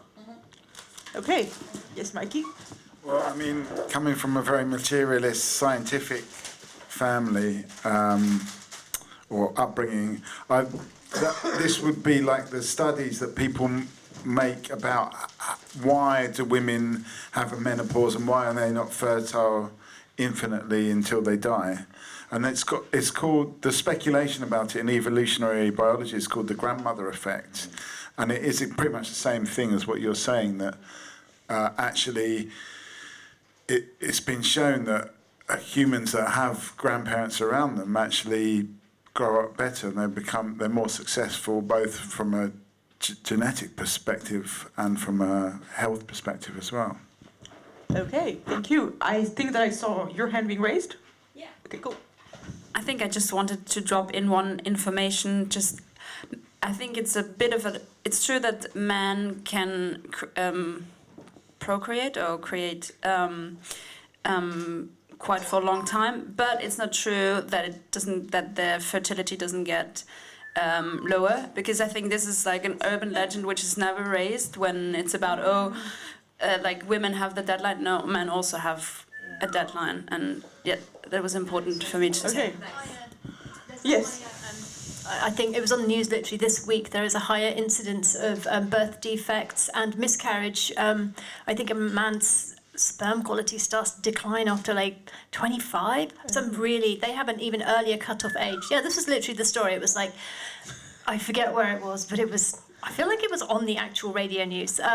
They were saying that as a woman, you're born with all your eggs, when you're a little one, and these eggs are sort of dying off. So the eggs that kind of survive into like older age, like say you're having a baby at 36, 39, those are the strong eggs. And so those babies are going to kind of thrive more. And then, so if you are trying to partner with a man who is older, you might have a higher risk of those strong eggs like ending up because of this like deficient semen. And also I think it was schizophrenia. There was a higher rate of schizophrenia in these if you have a baby with an older partner, male partner. So sorry, that was all just like gone into my head because I had my babies at 36 and 39 with a man who inadvisably was 23 and like 26 at the time, but my babies are strong and healthy and lovely, so woo. Okay, cool, brilliant. So before I go to you, Sophie, we were talking about religion, about having leaders, about religions being more as a way of life. And then we went on to talk about babies, as well as sperm quality, absolutely. And then we also talked about the grandmother effect. So should grandparents be more around? Is that a good thing? Is that a bad thing? So yes, Sophie. Well, just before, I never used to go to the church locally. It was only because when my dad passed away 3 years ago now, I was in a bad place before that. It wasn't for somewhere in the park, just sitting, just not doing nothing. It was a cloudy, dry day, and I just looked in the water and I thought, what's this bit of colour in the water? I suddenly looked up, it was just this open patch in the sky, and I was going to thought, no, I better not throw myself in there, just in case. When I looked round, the vicar from the local church said to me, don't do it. And then I went to the church a few days after the funeral, the first full Sunday, and was talking to her, just sitting there constantly worrying about what I would have done, and knowing that I lost someone really close to me. And by then, the church was filling up. When I was at the back, I was on my own, just constantly crying. I thought, I can't deal with this. And it wasn't for the people there. Said to someone, my godmother said to me, the vicar said to him after the service, there's someone I want you to see. And he turned around and told her, said, look, go over there, that person needs your support and needs to be brought into her life. Because when she lost her friend, she was lost, I was lost, and it clicked. We've been so close. We've been quite close since then, and we do everything together. And if she wants to go somewhere and she can't make it, and if she wants me to, if I'm not doing nothing, we go out. We go to our meetings on a Tuesday, on a Friday, or we go to her sister-in-law's. But it was that thing, the only thing she could remember is when I was 12 years old, me and my dad went to the house where she lives now, and me and Dad fitted the carpet in her house when I was 12 years old. And that's the story that she always tells to everybody. That's how we managed to have that click. Yeah. Well, thank you very much for sharing that. And this makes me think about the notion of community. Do we deal better with things in a community? Yes. I wanna. It's funny what people remember, isn't it? Like sometimes, like my mum brings up stuff that I've done or something happened. I don't remember that, but somehow she remembered it.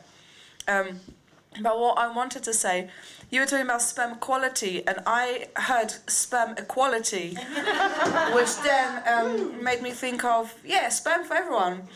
And then I thought, going back to things that you'd like to kind of press undo button on. I'd like to be pregnant and have a child and just see if I like it, because I think I won't like it. Yeah. But I kind of want to check. I'd like to press undo, like a rewind button on it, which I know. Like being pregnant or like both? So we were talking earlier on about the see unsee, but now we have the pregnant unpregnant button. What do you guys make of it? What do you guys make of it? If that button existed, my kid would not exist. Like, it is so hard. So yes, it's a very, very difficult choice, because basically, would you like to bring a child in this world? Would you not? Because we were talking earlier on about what kind of world we're living in at this moment.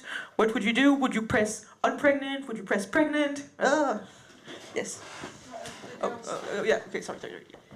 I think with the button kind of exists in the sense of if you have siblings, but even if you don't have siblings, being an auntie or an uncle, because of course it's not the same, but it can get quite similar, even as potentially coming back to religion as a godmother or godfather, if you want to.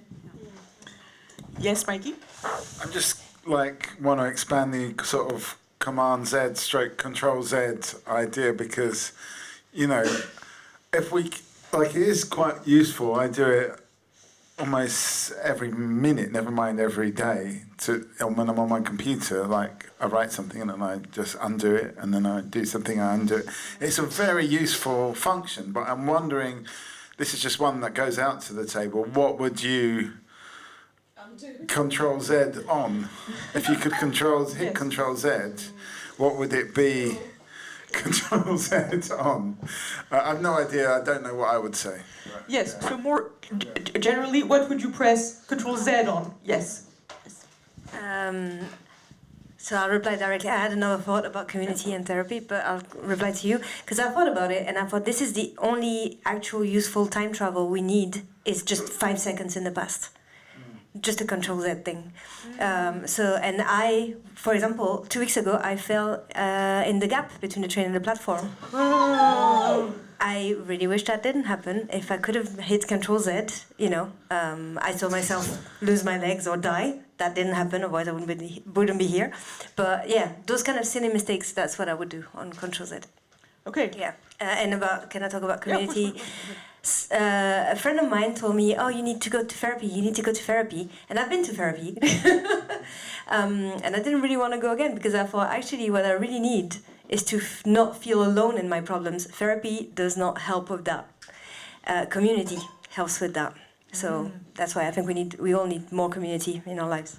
Okay, so very interesting points. We need more community in our lives, and if we could, we would definitely press the Control Z buttons on silly mistake. I see that. Yeah, go for it. Yeah, I think with people saying, "Oh, you need therapy," is quite a thing on Vogue in a weird way, I would say.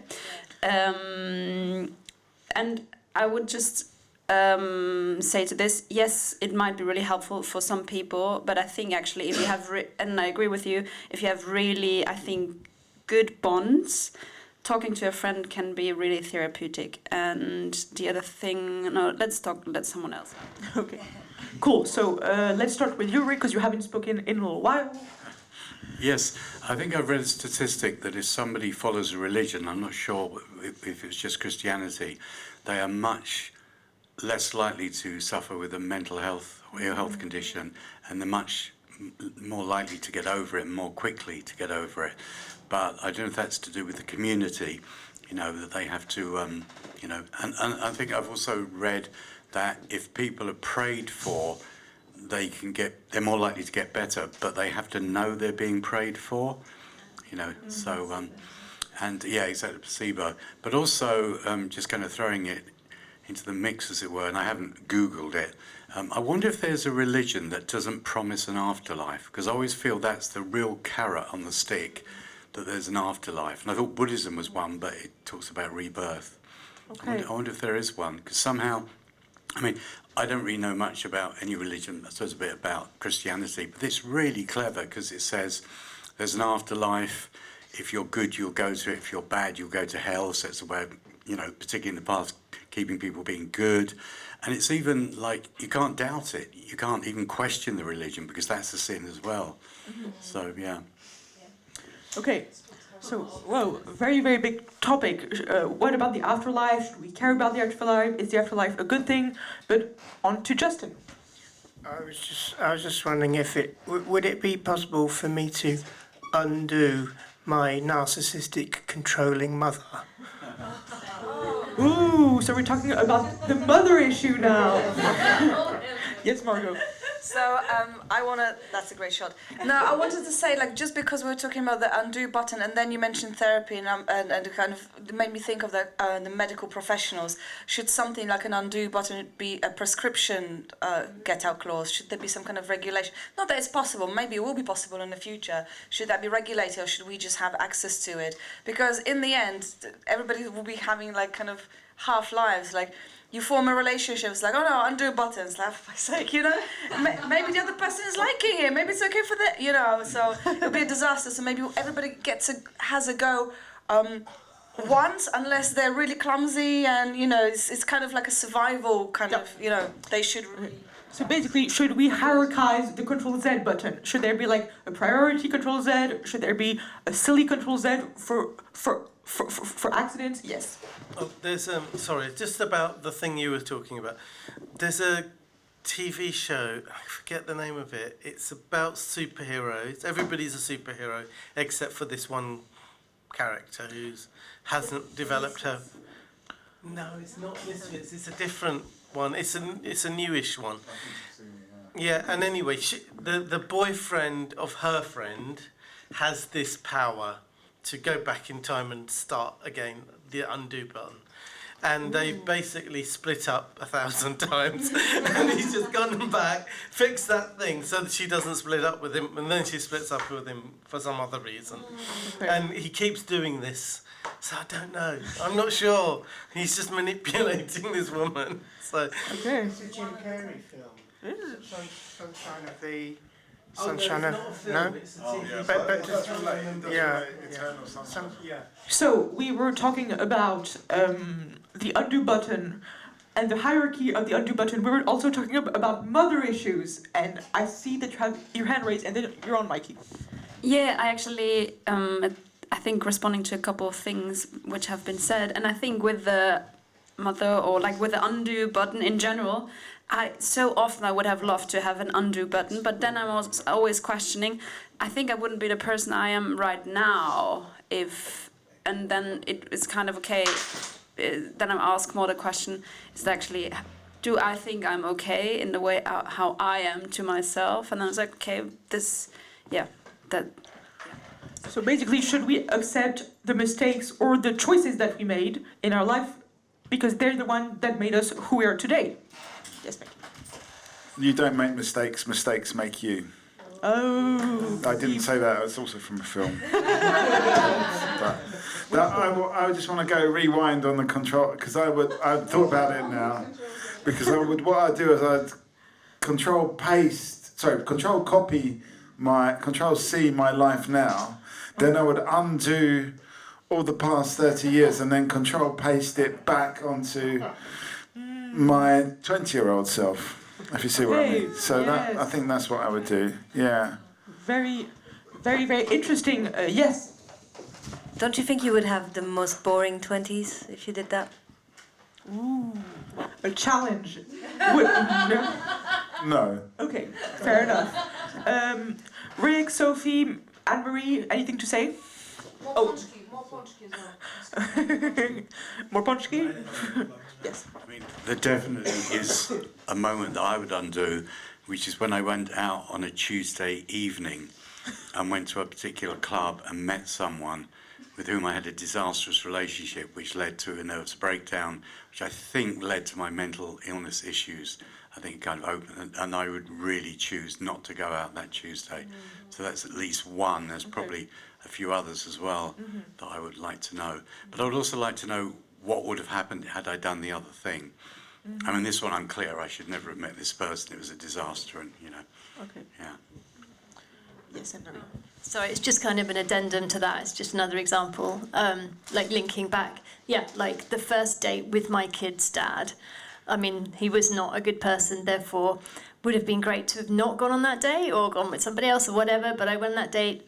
If I undid that, obviously the kids wouldn't exist. So, back to that question again. I still think about that now. Like I love them, but also I wouldn't know. And everything would be different. So yeah, I don't know. Just always going round up here, that question. Okay. Yes. I think to Mikey's point, I think Brian Johnson was his name, that weird billionaire that wants to live forever. He's trying to do that, make himself young and have his experiences, as it were. But going back to relationships and things, yeah, you fuck up with relationships. It's fine. And I think you build from that. You're not dead. You've got loads of opportunity to carry on and make lovely memories for when you are on your deathbed, right? So you can't just think, well, this was shit. I mean, I'm a terrible marriage, and fine, but I also am in okay relationship now, and it's because of that I'm here where I am. Do you know what I mean? Okay. Nobody you and you change as a person as well. You know, you are a better person, hopefully. Okay. Thank you for that. I believe that it was Mikey's turn, or okay, yeah. I think the thing it's just not a black or white thing. That's the thing. It's not. Oh, but I think like I have the same thing with my with one person.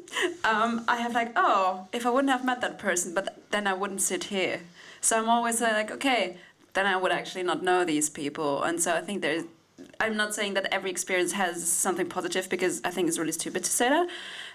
I'm just trying to focus on, okay, there's so many wonderful moments I already lived with people around this table, so I wouldn't be here if I wouldn't have met this person. I, in a certain way, regret having met. Okay, thank you. So now we're on the topic of regret. Do we regret? Do we not regret? I see that Sophie has her hand up. No, but it is. I know. I've got a friend of mine. She's going through a bad spell. Still going through a bad spell. Matter of fact, she stayed with me when I was at my old flat. Now she's with me at the new flat, but we seem to have had that bond. We've got that, managed to get a bond together where she's sort of kind of fallen in love with the person that I am not when I'm not out with you guys.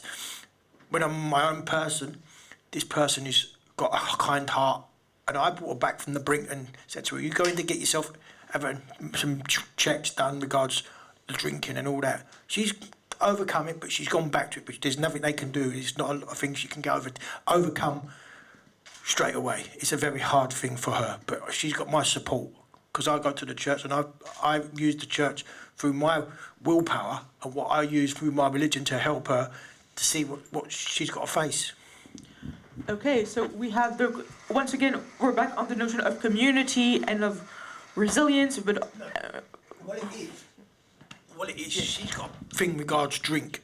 Okay. Right? But the trouble is, where she's been so attached to it, I had to come on. I had said to her, I said, "Look, there's no other way you can get away from this. If you come to me and sort of come under my guidance from the church, will help her to go into these places to get the help." She got the help, but for some apparent reason, it wasn't working. But then she went and tried it again, but she's come back. And we're dealing with it in the way she wants to deal with it in her own time. Okay. I'm not going to force her into it or rush her into it. So we'll go back to the clinics and try again. Let her deal with it in her own way. Okay, so basically it's the notion of what you're saying, of trying again, and of letting people make their choices in their own time, I guess. Which is like a very interesting question. Yes. Oh, sorry. Hello. New face. How are you? What's your name? Sheila. So we have Sheila. We have Didi. I'm Timna. Justin. Mikey. My name's Rick. Anne-Marie. And Sophie. Akbal. And there we go. And I'm Helena. Nice to meet you. Well, nice to see you again. Yeah. Yeah. So, we were discussing about all kinds of very deep topics. We were discussing the question of God, the question of religion as a way of life, or is it a way of life?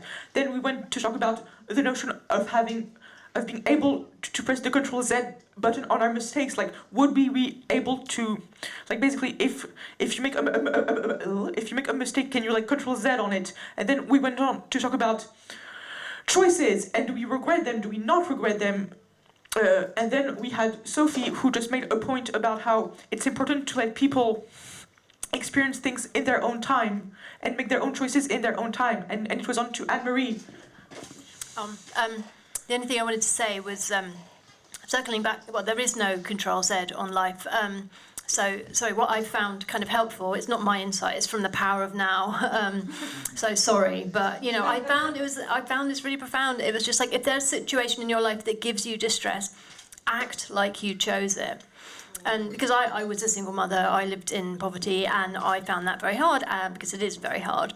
But like I was a bit victim-y, naturally enough. Like, my life is shit.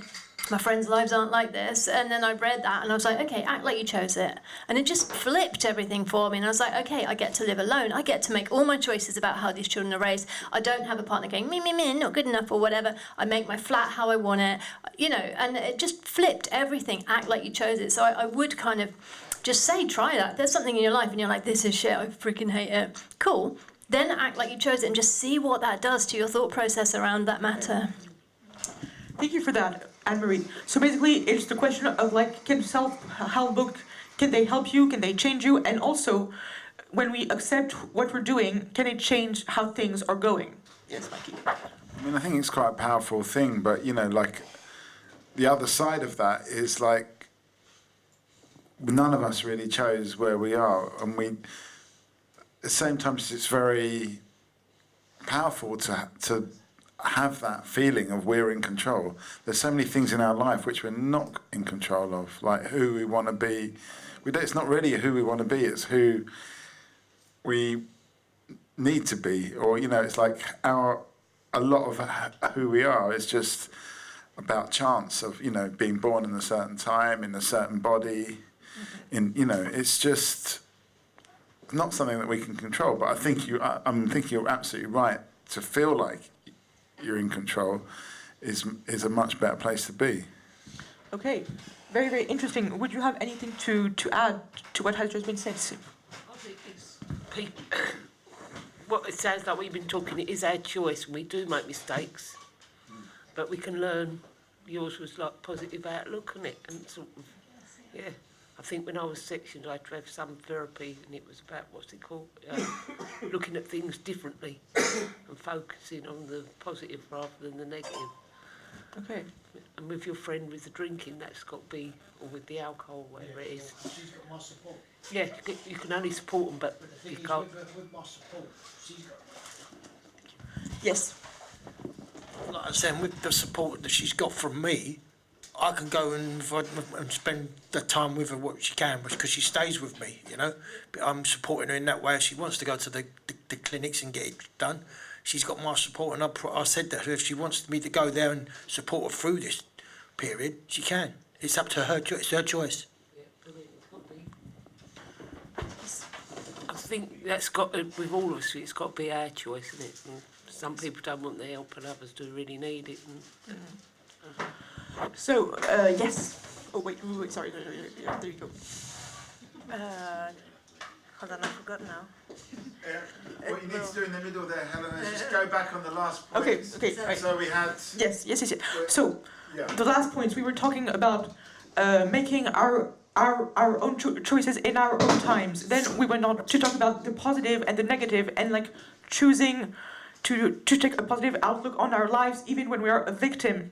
And after that, we talked about how it was very, very important to be in control, or at least to feel that we are in control, and how difficult it can sometimes be, but how it can be a good belief to have. And so, yes, which brings me to you. Yes, thank you. That helped me remember what I want to say. It was replying to Mikey and what he said before, actually. I think this all, and what you said about not victimizing yourself, and what you said about feeling shit about your situation, and him saying that, you know, there's always a positive thing. I don't necessarily believe that. I think some things are shit, and they just are. And I think life is not supposed to be positive all the time, and that's just the nature of life. If you look at nature, you know, animals, like bad things happen. It's okay to not. I mean, it's not in Mother Earth's logic to have a happy ending all the time. It's part of life. I think that circles back to religion, in the way that trying to stay positive, or trying to, even that framework of being like, act like you chose it, so you control it, because if you control it, then it makes you feel better. I also think that many people choose religion because that allows them to act like they didn't choose it, but somebody else chose it for them, and somebody that is supposed to have unconditional love for them, and that makes them feel better. And I think that's one of the tricks of religion, is being, whatever happens, somebody with wider plans that I do not have the mental capacity to understand has chosen that that's best for me. So that helps you go through the shit parts, and I think that's why people get addicted to religion. Okay, so can religion can religion become an addiction? Yes, Mikey. I've no need for a religion, but I'm an unrealistic optimist. And the unrealistic optimists, apparently, are the most happy, successful people in life. Well, they think they are anyway, which is just about the same thing, really. And so the best thing to be in life is an unrealistic optimist, I would say, being one. Okay. Yeah. So should we all be unrealistic optimists then? I think so, yes. But coming back to your question about are religions addictive or can they be addictive? I think, of course. I mean, what I really love is going into a church and listening to a choir, and that can be quite addictive. Yeah. Okay. Lovely. Yes, Margot. I'm gonna have to go, but is that a Catholic aestheticism or something? Aesthetic Catholic? Just going for the nice bits, but I'm gonna go just because tomorrow I'm starting a massage course, so I will be giving massage for feedback, not for free, but for feedback. Obviously, I will be learning, so but I'm opening my list for people. Serious? Okay. Amazing. Okay. Wow, that is amazing. Big up Republic. Big up Anne-Marie. But yes, I really enjoyed tonight. I've had way too many ponchki now. Really, yeah, peace out. But it's, yeah, thank you. Welcome. Thank you very much, Margot. Shall we wrap this up, maybe? Or okay, we can keep going. Okay. Okay, fair enough. Okay, fair enough. So, tell you what, we shall wrap up in like 5 minutes. How does this sound? Okay, that sounds good. Okay, cool. So we were talking about, we're talking about religion and can it be addictive? And then we were also talking about can we be unrealistic optimists? And for the part, should we be unrealistic optimists? Does anybody have any points? Yes. I would like to define what unrealistic optimistic is. Okay, Mikey, what do you think that an unrealistic optimist is? Well, I read about it in a book, but I can't remember what the book is now. But it seems really to it's people that basically always think that things are going to turn out okay, and they're normally quite sort of ambitious, but they're not particularly realistic about what they hope to achieve. There is a book about it. I could probably Google it and find out what it was that I was reading.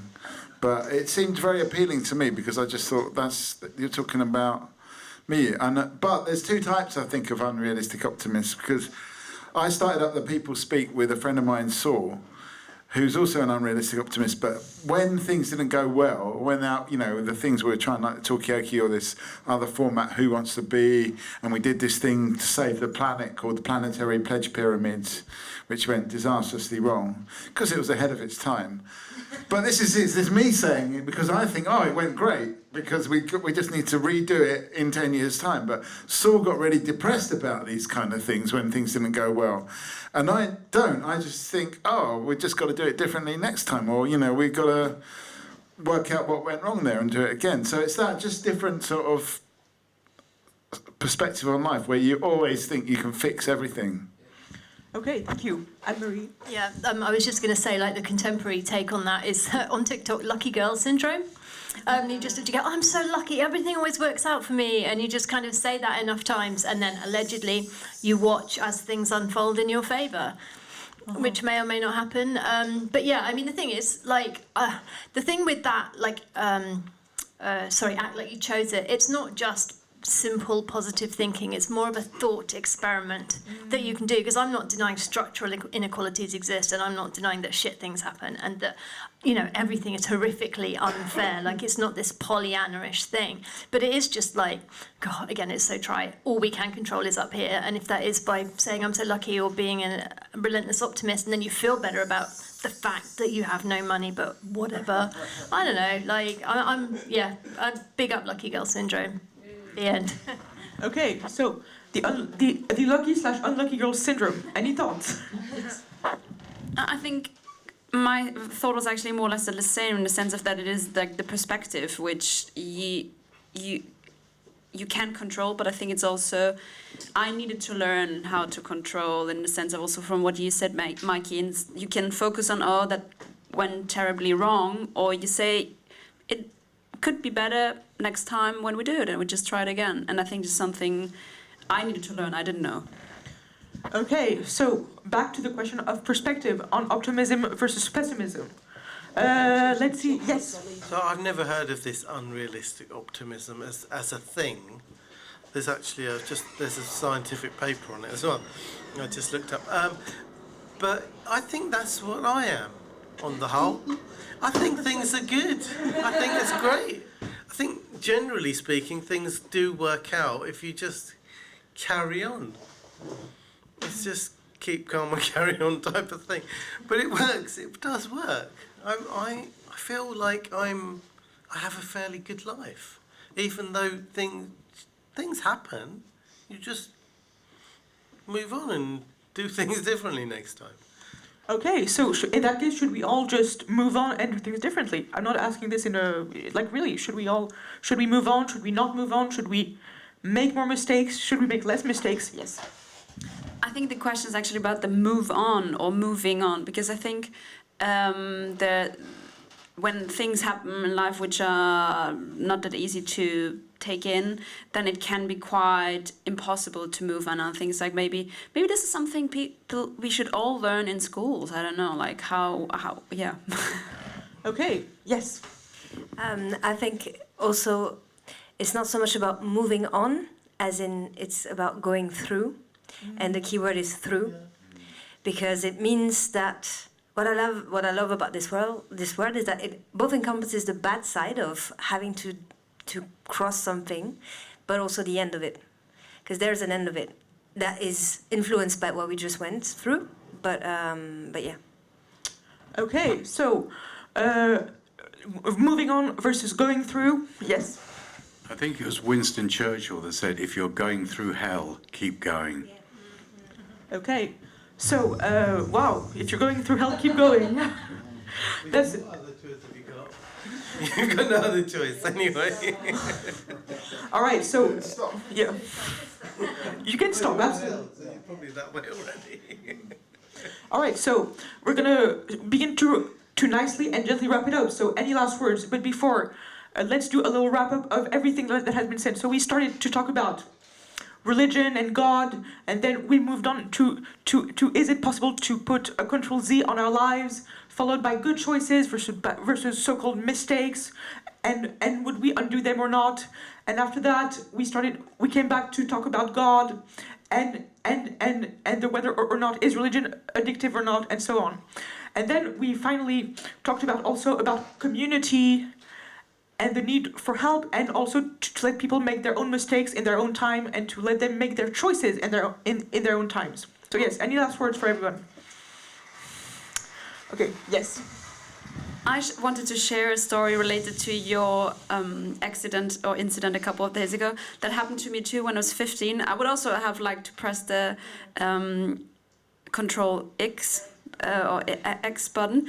But what came out of the story, I told it to my sister, and she still loves to make fun of me.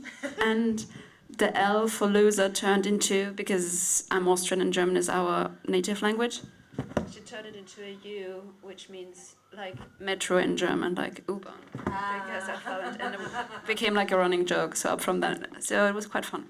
Okay, thank you. Yes, I can see that you were nodding along. I'm sorry I missed most of it, but listening to you, whatever we do, humour, to try and find humour in it, because you get these people so angry. They'd walk in here now, what are you lot talking about? They wouldn't even know. And religion is your own choice, isn't it? And whatever we do, but be nice. Okay. So humor and be nice. Okay, cool. Yes, I could see that you were nodding, I think. Oh yeah, I echo that. Just be nice is the. I mean, I think the world isn't all doom and gloom. Things do get better, whether you know you're alive to see it or not. It will get better.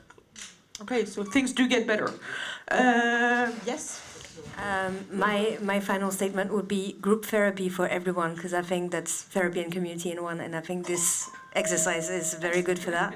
And the second thing is, coming back to humor, whenever you think something bad or you tell something bad to yourself, or you're like, oh, this was shit, or I'm so stupid, or blah blah, say it in a funny accent. It helps. Okay, so funny accent. Yes, Justin? My final thought, I've said it before, I'll say it again. Stop using, kick the habit, throw your phone away. Hey, throwing your phone away. Anne-Marie, Rick? No? Okay, cool. No, it's fine. Mikey?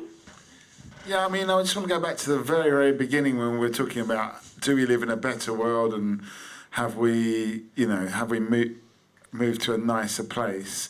And it made me think of a different conversation we're having on the Talkie Table about this Star Trek idea, and I've got the button here, of this post-scarcity society.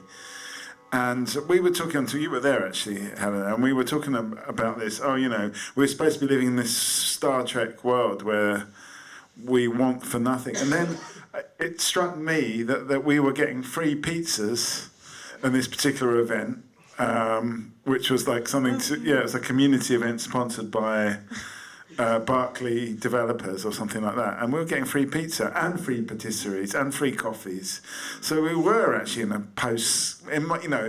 as William Gibson says, the future is here, it's just not evenly distributed. And tonight, there's free ponchki and free drinks. So maybe we just have kind of got to this post-scarcity society, but we just don't realise it, or we just don't know every day where to get the free food and drink. Okay. So, but maybe we're there, we don't even realise it. Interesting closing statement. Maybe we're there, and maybe we don't even know it. Interesting. All right, so I believe that everybody has gone. So this is going to be the end of Talkioki. Thank you very much for a lovely, lovely evening with all of you. It was absolutely brilliant. Thank you, and good night.